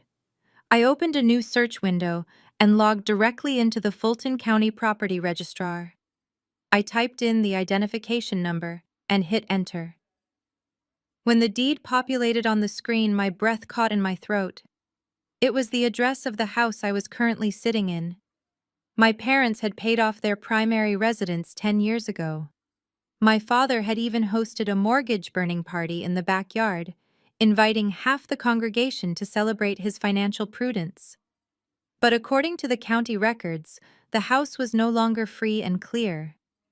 8 months ago, a massive secondary balloon mortgage had been taken out against the property for $450,000. The loan had been originated by the same predatory commercial lender Connor used for his tech startup. I pulled the digital signature logs. My parents' names were on the authorization forms, but the Internet Protocol address matched Connor's secure office network. He had either forged their signatures just like Brianna had forged mine, or he had buried the mortgage paperwork in a stack of investment documents and tricked them into signing away their own home. The sun was just beginning to rise, casting a pale gray light through the bedroom window. I did not feel exhausted. The adrenaline pumping through my veins was absolute.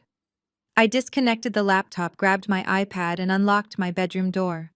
I walked down the carpeted stairs, the silence of the early morning wrapping around me. When I reached the kitchen, I found my mother Vivian standing by the marble island. She was wearing a silk robe, brewing a pot of expensive French roast coffee, as if this were just a normal Wednesday morning. She looked up when I entered, attempting to plaster a tight, artificial smile on her face. "Good morning, Zoe," Vivian said, her voice overly bright and strained. "Did you finish the audit? Connor is hoping you can submit the paperwork before noon so he can call the bank and get this silly misunderstanding cleared up." I walked over to the kitchen island and placed my iPad flat on the marble surface directly in front of her. I tapped the screen, bringing up the Fulton County property deed and the commercial loan origination documents. "There is no audit, Mom," I said, my voice completely devoid of any warmth. But I did find out exactly how deep the rot goes. "Look at the screen." Vivian frowned, setting her coffee mug down. She leaned forward, adjusting her reading glasses. Her eyes scanned the legal jargon and the massive 6-figure debt attached to her home address. The artificial smile slid right off her face, replaced by a look of sheer, unadulterated terror. "What is this?" Vivian whispered, her hands gripping the edge of the marble counter so tightly her knuckles turned white. "This is our house. We do not have a mortgage." "You do now," I told her coldly. "Connor did not just steal from the church, and he did not just drain Big Mama House. He took out a $450,000 balloon mortgage on your primary residence. He leveraged the roof over your head to pay off his angry investors. You and Dad are completely broke. When the bank forecloses next month, they are going to take the church, my grandmother house, and the very kitchen you are standing in." I expected her to scream. I expected her to march upstairs, drag Connor out of bed, and throw him out onto the front lawn. Any rational mother, any rational homeowner, would have been consumed by a protective rage. But Vivian was not rational. Her entire existence was built on the fragile foundation of social perception. She slowly pushed the iPad away and closed her eyes, taking a deep, trembling breath. When she opened her eyes again, the terror had been replaced by a desperate, manic calculation. "You have to fix the numbers, Zoe," she said, her voice dropping to a frantic whisper. "You have to move the liabilities around. Hide this mortgage in the church operating expenses." I stared at her, completely stunned. "Hide it in the church expenses," I repeated. "Mom, he stole your house. He stole your money. You are the victim here and you want me to help him cover it up. You do not understand, Vivian hissed, stepping around the island and grabbing my forearm. Her grip was surprisingly strong. If this scandal breaks, the entire Black church community will lose faith in your father.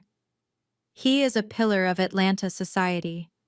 If the deacons find out that a white man swindled Reverend Thomas under his own roof, if they find out his golden son-in-law is a common thief, your father will be a laughingstock. His legacy will be destroyed. We will be ruined socially. I looked down at her hand gripping my arm, and then looked directly into her eyes.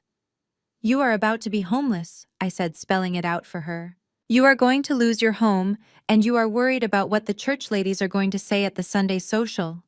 We can always buy another house.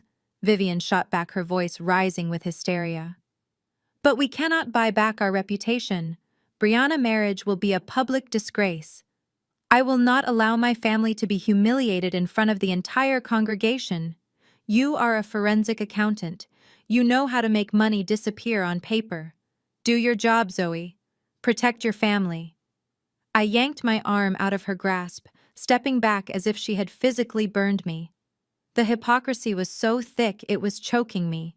They would gladly sacrifice a Black congregation, they would sacrifice my grandmother's legacy, and they would sacrifice their own home just to protect the illusion of white wealth and social superiority. They were so deeply infected by their own vanity that there was absolutely no saving them. I will not hide a single cent, I told her, my voice echoing in the large kitchen. I am not going to protect a man who stole everything from you, and I am certainly not going to protect your fake reputation. Vivian's face twisted into an ugly mask of pure spite.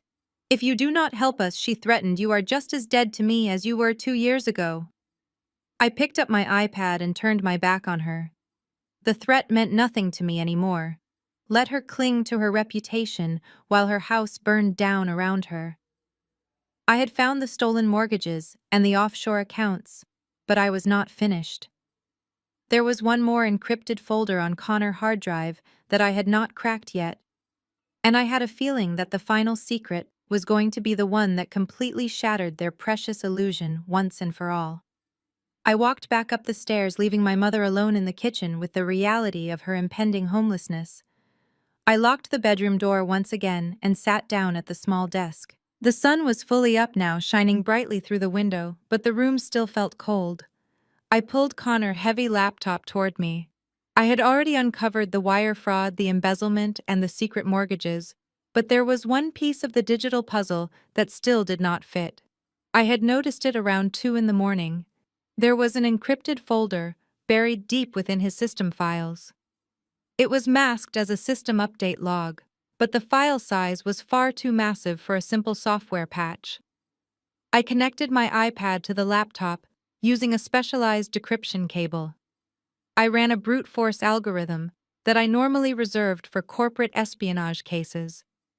Connor thought he was clever by using a military-grade encryption protocol, but he had used the same master password structure for his administrative backdoor. It took my software exactly 14 minutes to break the encryption. The folder unzipped and populated on my screen. I leaned forward, expecting to see the hidden crypto wallets or the offshore bank routing numbers that he had refused to give me. Instead, my screen filled with photographs. I clicked on the first image. It was a high-resolution photo of Connor standing on a wide front porch with his arm wrapped around a slender blonde woman. She was smiling brightly, holding a toddler on her hip, while another young child clung to Connor's leg. They looked like the perfect American family.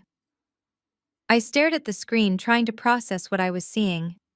My first thought was that these were old photos from a past relationship before he met my sister.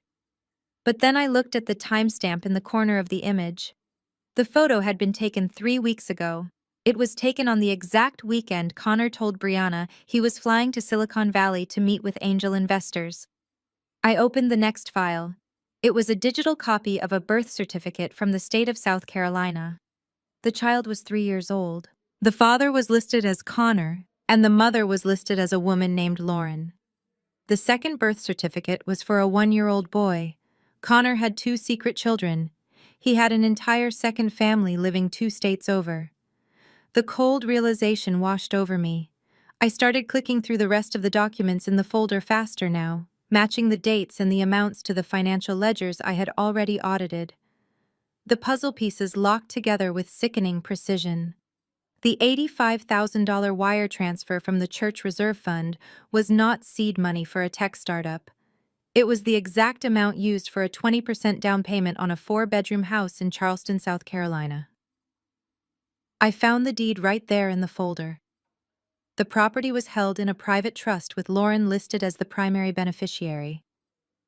I pulled up the church maintenance fund ledger on my iPad and cross-referenced it with the bank statements inside the hidden folder. Every single month, Connor had been funneling $4,000 out of the congregation tithes. He coded the transactions as building repairs and landscaping services. But the money was going straight into a joint checking account he shared with Lauren. The church parishioners were unknowingly paying for his mistress' groceries, her utility bills, and the private preschool tuition for his secret toddlers. But the final blow was tracing the equity from my grandmother's house. Big Mama had scrubbed floors until her knees bled to secure that property. I watched the numbers flow from the secondary balloon mortgage Connor had tricked my parents into signing directly into a luxury car dealership in South Carolina. He had used my grandmother's legacy to buy his white mistress a brand new luxury SUV outright. He had used the remaining funds to finance lavish family vacations to the Bahamas with Lauren and the kids, while Brianna sat at home in Atlanta planning country club anniversary parties. Connor was not a failed tech entrepreneur. There was no startup. There was no cryptocurrency venture. It was all a massive, elaborate lie designed to siphon generational wealth from a black family to fund a secret white family 2 states away. He had preyed on my father's desperation for social validation and my mother blind worship of his perceived status. He had bled them completely dry, and then he had the absolute audacity to demand that I use my professional license to cover his tracks and go to federal prison in his place. I leaned back in the wooden desk chair, my heart pounding a steady rhythm against my ribs. The sheer magnitude of his deception was breathtaking. He had destroyed my parents' financial future. He had stolen from the church community, and he had made a complete mockery of his marriage to Brianna. My sister had stood in that living room a few hours ago screaming that I was ruining her perfect life. She had forged my signature to protect a marriage that did not even exist. She had willingly committed a federal felony to save a man who was spending her inheritance on another woman. She treated me like garbage to defend a man who viewed our entire family as nothing more than an automated teller machine. I thought about the sheer entitlement it took for Connor to pull this off. He walked into a black church, shook my father's hand, and immediately began plotting how to drain the congregation dry. He moved into my grandmother's house and secretly mortgaged the roof over my parents' heads. He sat at our dinner table eating the food my family provided while secretly messaging a white woman 2 states away, promising her a life built entirely on stolen money. The absolute arrogance of his actions fueled a fire inside me that burned away any lingering exhaustion. I carefully dragged all the photos, the birth certificates, the mortgage deeds, and the bank statements onto my secure external hard drive. I made 3 separate digital backups. I was not just building a defense anymore. I had the nuclear codes to completely obliterate Connor life. I closed the laptop and unplugged my devices. The morning sun was shining brightly now, completely illuminating the pale yellow walls of my old bedroom. I felt an intense, terrifying clarity. My parents wanted me to hide the truth to protect their social standing. They wanted to pretend that the golden child had a perfect life and that the white son-in-law was a successful businessman. They were willing to sacrifice me to maintain that illusion. I picked up my iPad and unlocked the bedroom door. The house was quiet.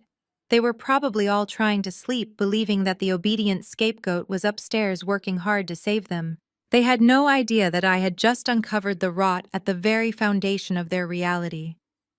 I walked down the hallway toward my parents' master bedroom.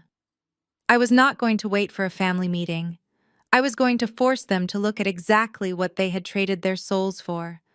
I left my old bedroom with the iPad firmly gripped in my hand. The hallway was silent, but I could hear the faint murmur of voices coming from the kitchen below. My parents were awake. They were probably discussing how quickly I would cave, how quickly the obedient scapegoat would draft the fraudulent audit and save their precious social standing. I walked down the stairs, my footsteps completely silent against the thick carpet. When I reached the bottom, I did not go into the kitchen. I walked straight to my father's private study at the end of the hall. The study was a room I was rarely allowed to enter as a child. It was my father's sanctuary. The walls were lined with heavy theological books, and the air smelled of lemon polish and old paper. A massive mahogany desk dominated the center of the room, meant to intimidate anyone who sat on the opposite side. I stood in the doorway and called out to them. My voice was calm and even. I told them to come into the study immediately. My father Thomas appeared first, followed closely by my mother Vivian. They both looked exhausted, but there was a glimmer of hopeful anticipation in their eyes. They thought I had finished the paperwork. They thought I was going to hand them their salvation. They walked into the room and I stepped back, pulling the heavy oak door shut.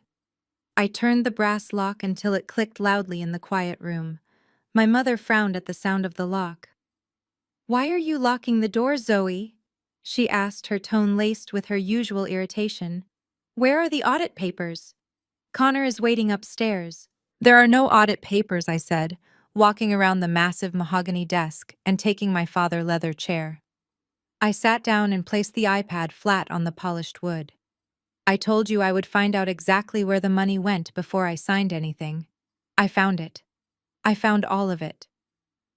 My father stepped forward, resting his hands on the back of the guest chair. He looked down at the blank screen of the tablet. "Well," he sighed heavily. "How bad is the tech startup deficit? How much time do we need to buy to let the investments mature?" I reached out and tapped the screen, unlocking the device. I opened the encrypted folder I had pulled from Connor hard drive. I did not start with the bank statements or the offshore routing numbers. I started with the photograph.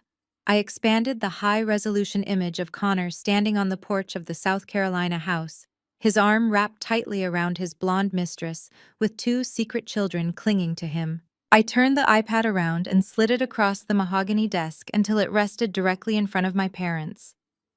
"There is no tech startup," I said, my voice dropping to a whisper that felt louder than a shout. "There are no venture capitalists. Look at the screen. That is where the church tithes went. That is where the equity from Big Mama House went. He bought them a 4-bedroom house in Charleston. The little boy is 3 years old. The baby is 1. He has been funding an entire second family with your money." I leaned back in the heavy leather chair and waited for the explosion. I braced myself for the raw, unfiltered wrath of a father discovering that his daughter had been betrayed. I expected Thomas to roar. I expected him to sweep the iPad off the desk, to storm upstairs and drag Connor out of the bed by his throat. I expected Vivian to scream, to break down in tears of righteous fury for the golden child she had protected her entire life. I expected them to finally wake up from their delusion and protect Brianna.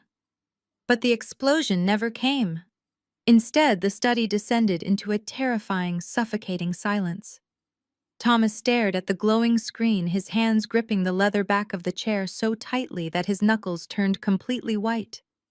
He did not move. He did not blink. Vivian stood frozen beside him, her eyes locked on the smiling face of the white woman standing next to her son-in-law.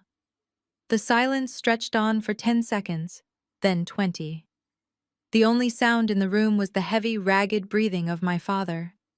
I watched them closely, waiting for the shock to wear off and the anger to take over. But as I studied their faces, I realized with a sickening clarity that the emotion paralyzing them was not anger.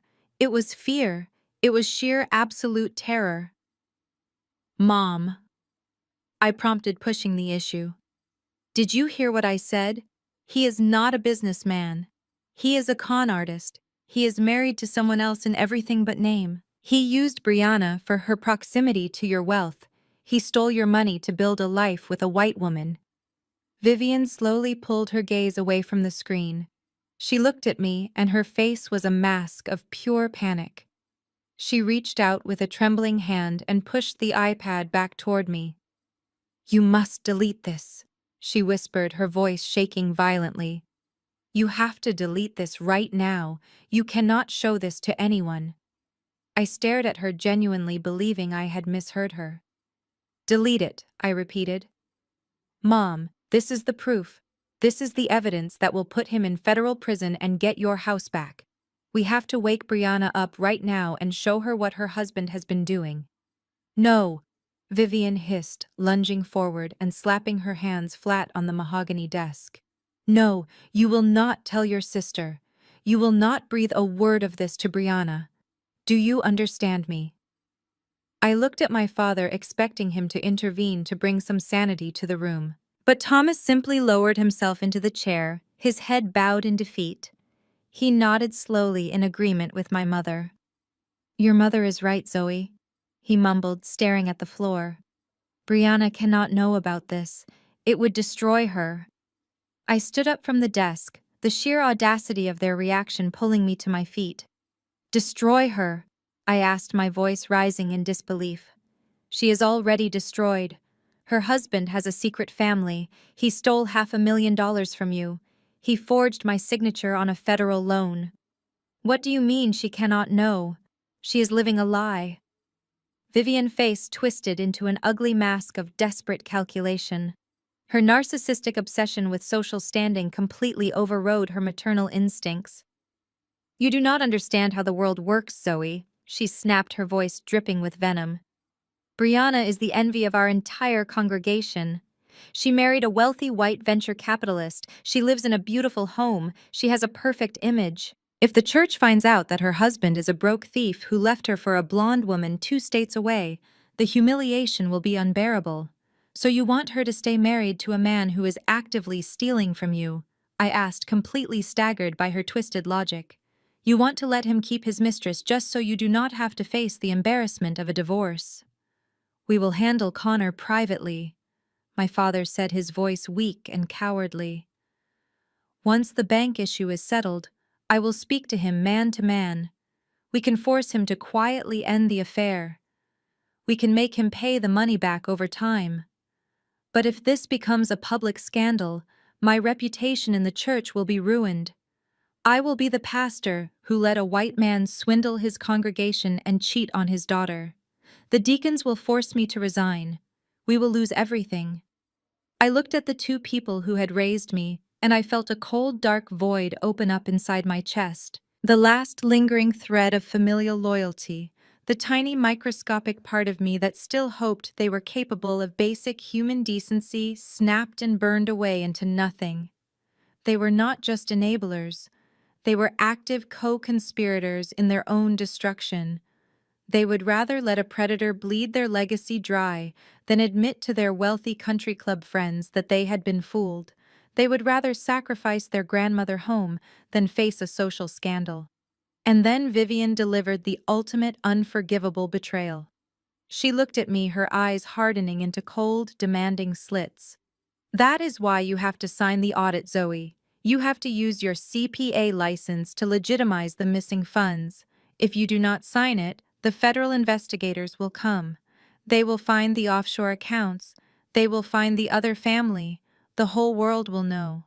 But if you sign it, the bank will back off. Connor will avoid prison, and we can keep this entire mess a secret." I stared at her, completely motionless.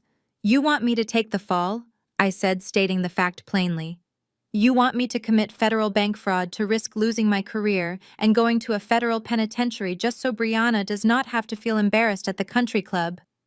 You want me to go to jail so Connor can keep his secret family?" Vivian did not even blink.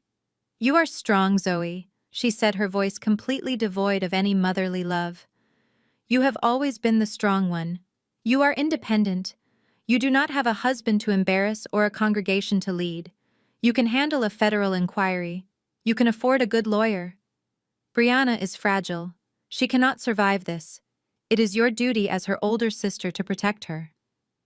The absolute monstrous nature of her request hung in the quiet study. She was asking me to lay my entire life on the sacrificial altar of her vanity.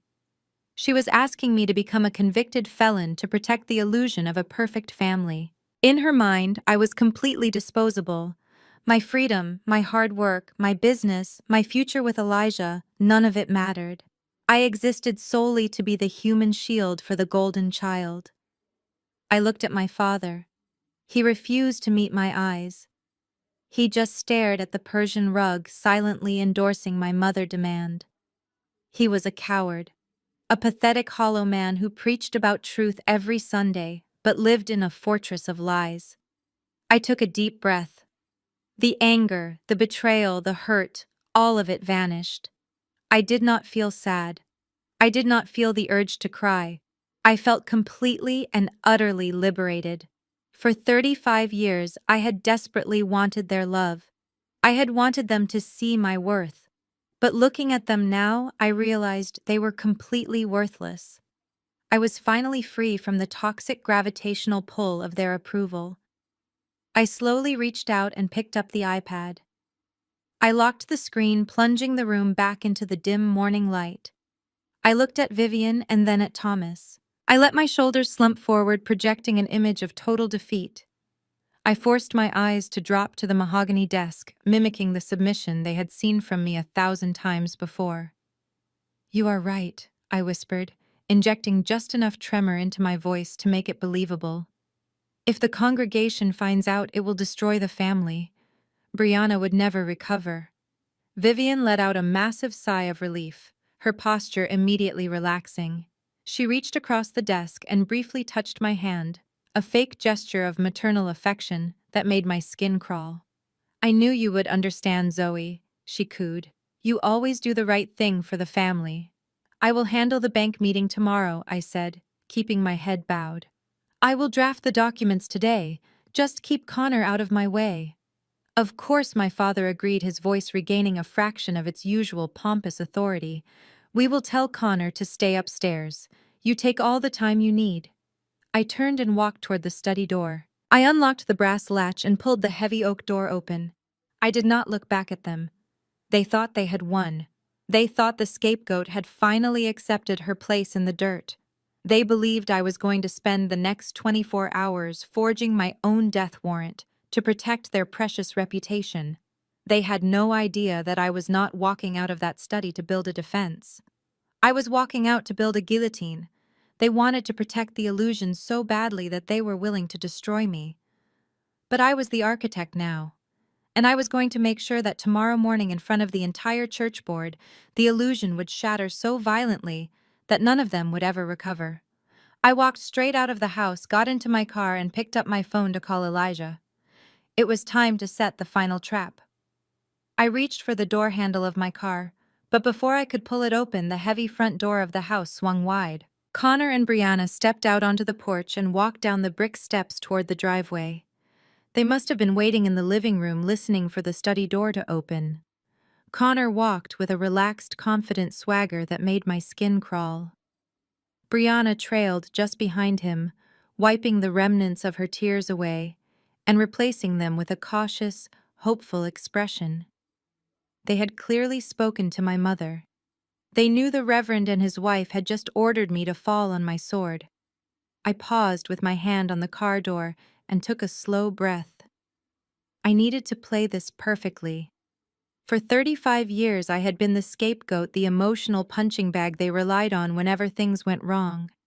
If I suddenly displayed too much confidence, they would panic and try to lock me out of the financial systems before the bank meeting. So I closed my eyes, reached into the deepest, most painful memories of my childhood, and pulled out the exact version of the broken daughter they expected to see.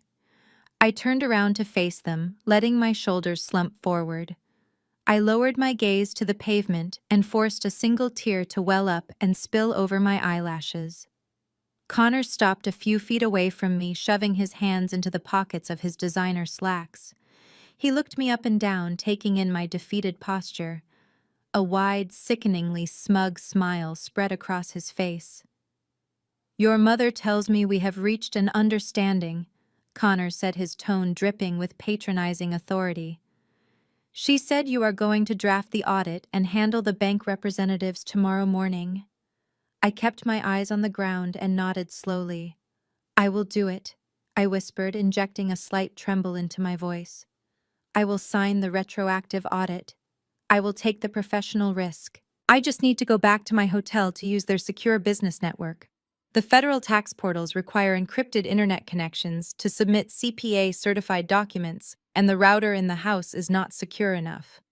Brianna let out a massive, exaggerated sigh of relief. She practically ran across the driveway and threw her arms around my neck, pulling me into a tight hug. The smell of her expensive floral perfume was suffocating. "Oh, Zoe. Thank you," she cried, squeezing me tightly. "I knew you would not let me go to federal prison. I knew you would do the right thing for our family. You are the best sister in the world." I stood perfectly rigid, enduring the physical contact. She was thanking me for protecting her while completely ignoring the fact that she was the one who had forged my name in the first place. She was thrilled that I was willing to sacrifice my entire career so she could continue living a lie. Connor stepped forward and placed a heavy hand on my shoulder, patting me exactly the way someone might pat an obedient dog. "Good girl, Zoe," he said, his voice thick with unearned triumph. "You are finally acting like a real sister. See, we are a team. Once you get this bank issue cleared up, I promise I will make it up to you. My startup is going to explode next quarter, and I will cut you in on the profits." I looked up at him through my fake tears. "I will have the paperwork ready for the board meeting tomorrow at 9, I said softly. "Perfect," Connor replied, giving my shoulder one last condescending squeeze. "We will see you at the church boardroom. Do not be late."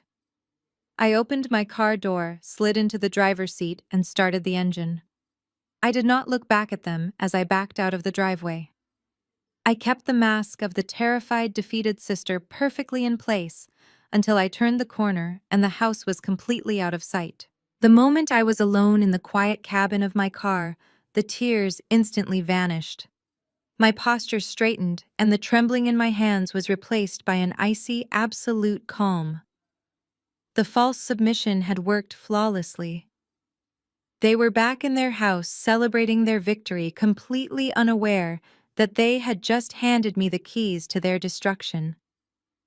I connected my phone to the Bluetooth system and dialed Elijah. He answered on the second ring. I told him everything. I did not hold back a single detail.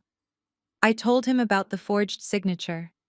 I told him about the secret mortgages on Big Mama House and the church. I told him about the second family in South Carolina, the blonde mistress, and the 2 secret children funded entirely by my family money. And finally, I told him about my parents. I explained how they had stared at the undeniable proof of Connor crimes and actively chosen to sacrifice my freedom just to avoid the social embarrassment of a public divorce. When I finished speaking, the silence on the other end of the line was heavy and dangerous. Elijah did not offer empty sympathies. He did not tell me he was sorry they had hurt me. He was a ruthless corporate attorney, and he recognized that this was no longer a family dispute. It was a war. "What are your orders, Zoe?" he asked, his voice dark and completely focused. "I am not going into that boardroom tomorrow to present a defense," I told him, navigating the dark streets toward my downtown hotel. "I am not going to sit across from those bank representatives and argue about loan terms. I want to own the room. I want to own the debt." I parked my car in the hotel garage and walked him through the strategy. Connor had used a predatory commercial lender specializing in high-risk bridge loans. These kinds of secondary financial institutions operated entirely on liquidity. When a massive loan went into default, they did not actually want to go through the lengthy, expensive process of foreclosure. They wanted cash. They regularly sold off their toxic, distressed debt to third-party collection agencies or private investment firms for pennies on the dollar just to clear it off their books. "I am the chief executive officer of a highly profitable forensic accounting firm," I reminded Elijah as I rode the elevator up to my suite. "I have millions in liquid corporate capital sitting in our treasury account. I want you to wake up your senior partners right now. I want you to contact the commercial lender holding the paper on the church and my grandmother house. Offer them an immediate cash buyout for the entirety of the defaulted promissory notes. Elijah let out a low, appreciative laugh, the legal brilliance of the move instantly clicking in his mind. You do not just want to expose them, he said. You want to become their landlord. Exactly, I said, unlocking my hotel door and walking inside. I do not want them answering to a faceless bank tomorrow. I want them answering to me. We stayed on the phone for the next 8 hours. While the rest of Atlanta slept, my hotel room transformed into a corporate command center. Elijah dragged 2 of his firm top contract lawyers out of bed in Chicago. By 2 in the morning, they had tracked down the vice president of distressed assets for the commercial lender Connor had used. At first, the executive was hesitant to authorize a late-night portfolio transfer, but Elijah was relentless. He pointed out the massive liabilities attached to the loans, including the forged signatures, which would tie the bank up in federal litigation for years. He offered them a clean, immediate exit. At 4 in the morning, the lender agreed to the terms.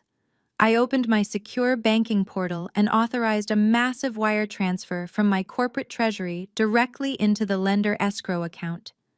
I paid a premium to expedite the assignment of the debt, but it was worth every single penny. The money cleared at exactly 5:30 in the morning. By 6 o'clock, the legal documents arrived in my encrypted inbox. I printed them out on the small business center printer in the hotel lobby.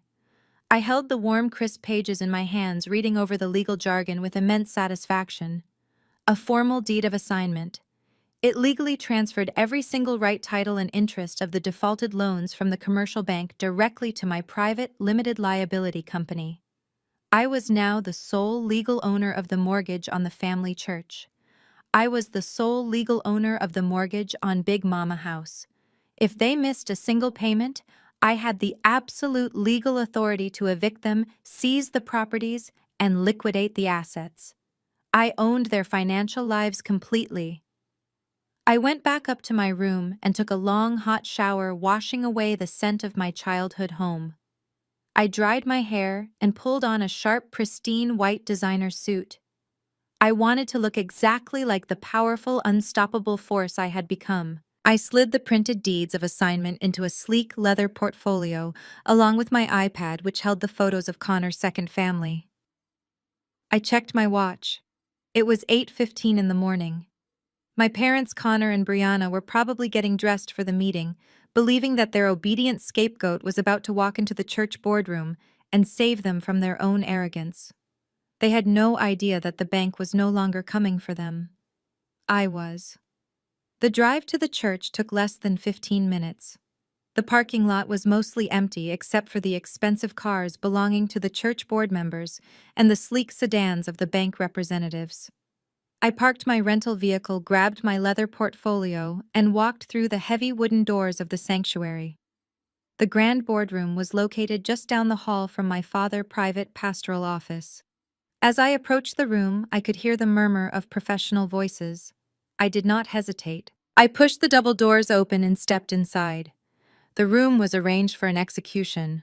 My father sat at the head of the long oak table wearing his most distinguished tailored suit.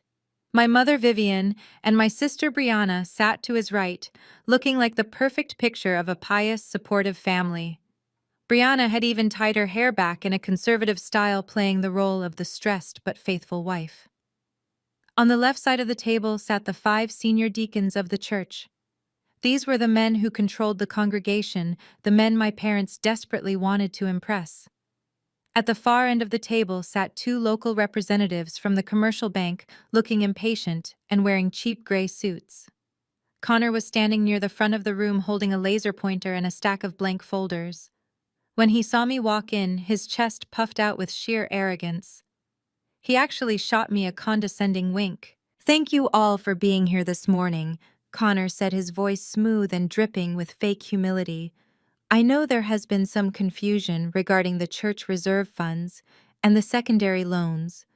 As a venture capitalist, I move large amounts of capital daily, and unfortunately, our former family accountant made a severe, catastrophic error in the tax coding. A collective murmur went through the deacons. They looked at me with varying degrees of disappointment and pity. My mother bowed her head, pretending to look ashamed of my actions. But Connor continued, placing a hand over his heart. We are a family of faith. We believe in forgiveness. My sister-in-law Zoe has returned from Chicago to formally present the corrected audit and claim full professional responsibility for the missing capital. We are prepared to hand over her sworn confession to the bank representatives today to clear the church of any wrongdoing. He gestured toward the front of the room, treating me like a performing monkey. The bank representatives crossed their arms, waiting for my presentation. My father gave me a stern, authoritative nod, silently commanding me to step up and destroy my own life. I walked to the front of the room. I did not carry a stack of papers. I did not look apologetic. I unzipped my leather portfolio, pulled out my iPad, and plugged the connection cable directly into the boardroom overhead projector. The massive screen behind me flickered to life. I am not here to present an audit, I said, my voice ringing out with absolute crystal clarity. I am here to show the board exactly why this church is in default. I tapped the screen. The projector displayed the high-resolution bank statements of Connor offshore accounts. The numbers were massive and highlighted in bright red. Last October, Connor authorized a wire transfer of $85,000 directly from the congregation tithing account, I announced, looking directly at the senior deacons. 2 months later, he drained another $120,000 from the building maintenance fund. He routed the money through 3 shell companies to a private account in the Cayman Islands. He is not a venture capitalist. He is a thief who used my father's pastoral authority to bleed this congregation dry. Total chaos erupted in the boardroom. The senior deacons gasped, pushing their chairs back and pointing at the screen. The bank representatives leaned forward, their eyes widening at the clear evidence of federal wire fraud. Connor's face turned the color of ash. He dropped his laser pointer and lunged toward the projector. "Turn that off!" he screamed, his voice cracking with panic. "She is lying. She hacked my system and manipulated the data because she is jealous of my success. Do not listen to her." I did not back down. I simply swiped my finger across the iPad screen. The offshore bank statements disappeared, replaced instantly by the photograph of Connor standing on the porch in South Carolina. His arm was wrapped around the blonde woman, and the 2 young children were clinging to his legs. "He did not steal your money for a tech startup," I said, raising my voice to be heard over the shouting. "He stole your money to buy a 4-bedroom house for his mistress and his 2 secret children in Charleston. I have the property deed, the birth certificates, and the bank ledgers, proving every single cent of church money went to fund his second family." The sound that came out of Brianna's mouth was not human. It was a guttural, agonizing shriek that echoed off the boardroom walls. She leaped out of her chair, knocking it backward onto the floor. She stared at the massive photograph of her husband holding another woman baby. The illusion she had sacrificed my freedom to protect shattered into a million irreparable pieces. She grabbed a heavy glass water pitcher from the center of the table and hurled it directly at Connor. It missed his head and smashed against the wall, sending water and glass flying everywhere. My mother screamed, grabbing Brianna by the shoulders and trying to drag her out of the room. Vivian was not trying to comfort her daughter. She was frantically looking at the senior deacons, terrified of the public spectacle taking place in front of the church leadership. "Silence," my father bellowed, slamming both of his fists onto the oak table. He stood up, his face purple with rage, attempting to use his pastoral authority to regain control of the room. "Turn off that projector immediately, Zoe. This is a private family matter. We will handle this internally." I turned to look at the man who had ordered me to go to federal prison the night before. "You are not handling anything internally," I told him coldly. My father turned to the 2 bank representatives who were quickly packing their briefcases, clearly eager to distance themselves from the explosive fraud case. "Gentlemen, please," my father begged, his voice trembling. "Do not file the foreclosure paperwork today. We can restructure the debt. I will personally guarantee the repayment of the church loans. The bank representatives will not be filing any foreclosure paperwork today," I said, stepping away from the projector and opening my leather portfolio. The room suddenly fell quiet again. Even Brianna stopped screaming, sobbing violently into her hands instead. The bank representatives looked at me in confusion. I pulled the crisp printed documents from the portfolio and walked over to the bank agents. I handed them the paperwork. "You gentlemen can return to your local branch," I said smoothly. "If you check your corporate escrow accounts, you will see a massive wire transfer cleared at 5:30 this morning from my firm in Chicago. Your corporate vice president of distressed assets authorized the sale." The lead bank agent scanned the documents, his eyes darting across the legal seals and the signatures. He looked up at me completely stunned. "This is a legally binding deed of assignment," he muttered. "The parent company sold the debt." I turned to face my father, my mother Connor, and Brianna. They were staring at me completely paralyzed by the shifting power dynamic. "I bought the defaulted promissory notes," I announced, my voice echoing in the dead silence of the boardroom. "My private limited liability company is now the sole legal owner of the commercial loan attached to this church building. I also own the secondary balloon mortgage attached to Big Mama House." My father collapsed back into his chair as if he had been physically struck. Vivian covered her mouth, her eyes wide with a terror that went far beyond social embarrassment. Connor backed up against the wall, sliding down until he was practically sitting on the floor, staring at the undeniable proof of his ruined life. "You do not answer to the bank anymore," I told them, the absolute authority resting easily on my shoulders. "You answer to me. I am your landlord. I am your creditor. And my first official act as the owner of these properties is to issue an immediate notice of eviction. You have exactly 30 days to pack your things and vacate my buildings. If you leave a single piece of trash behind, I will have you forcibly removed by the county sheriff." I looked at the senior deacons, who were staring at me with a mixture of shock and profound respect. "The financial records are all on the secure server," I told them. "Hire an independent auditor to verify the theft and then call the police." I did not wait for a response. I closed my leather portfolio, picked up my iPad, and walked down the center aisle of the boardroom. I left them drowning in the ruins of their own making. I pushed the heavy double doors open and stepped out into the bright morning light, feeling the warmth of the sun on my face. The heavy chains of my past were permanently broken. I had not just survived the fire they built for me. I had emerged as the absolute owner of the ashes. I pushed the heavy double doors open, but my exit from the church was immediately blocked. Elijah stood in the carpeted hallway, his tall frame casting a long shadow across the polished floor. He was not alone. Standing right behind my brilliant fiancé were 3 federal investigators wearing dark windbreakers with the letters FBI printed in bold yellow across their backs. I stopped in my tracks and looked at Elijah. He smiled, handed me a cup of black coffee he had brought for me, and simply nodded. The trap we had set 48 hours ago in Chicago was finally snapping shut.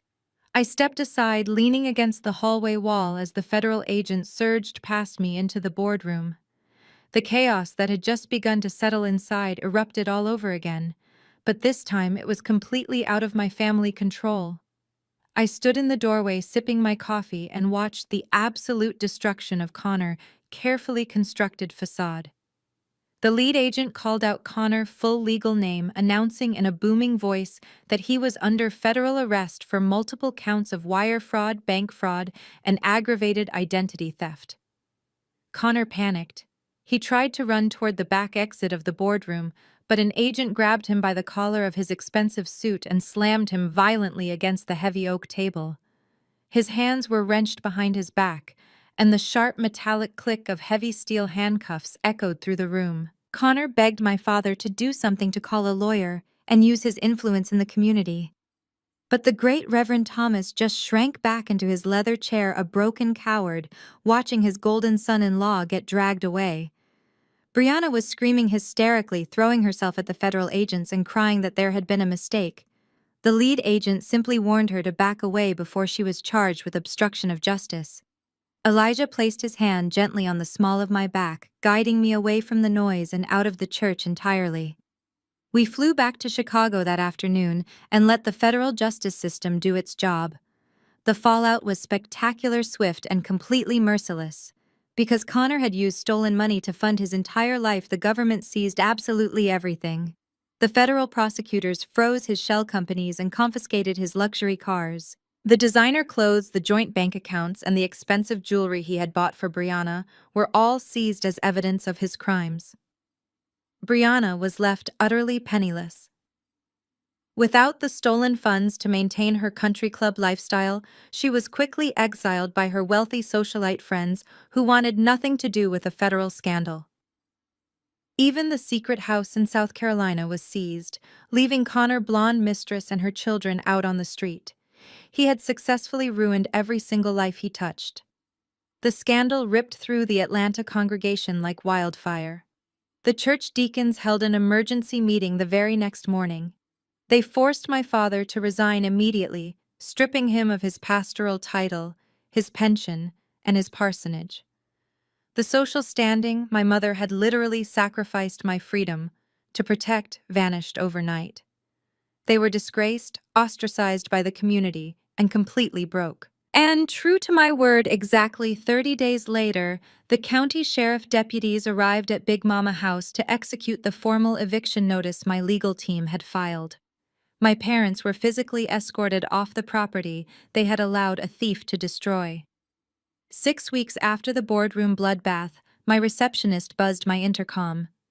Her voice sounded hesitant when she told me my parents were standing in the lobby of my Chicago firm, asking for a few minutes of my time.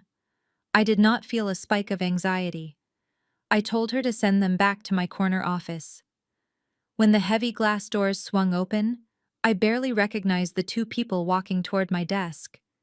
The arrogant pastor and the haughty Southern belle were completely gone. Thomas looked 10 years older, his shoulders slumped and his cheap suit hanging loosely on his frame. Vivian was not wearing her usual designer clothes or her perfect makeup. They looked exhausted, humbled, and utterly defeated by the world. They sat down in the leather chairs across from my desk, and for the first time in my entire life, they actually begged. My mother cried genuine tears, apologizing for being blind and asking me to forgive them for everything they had done.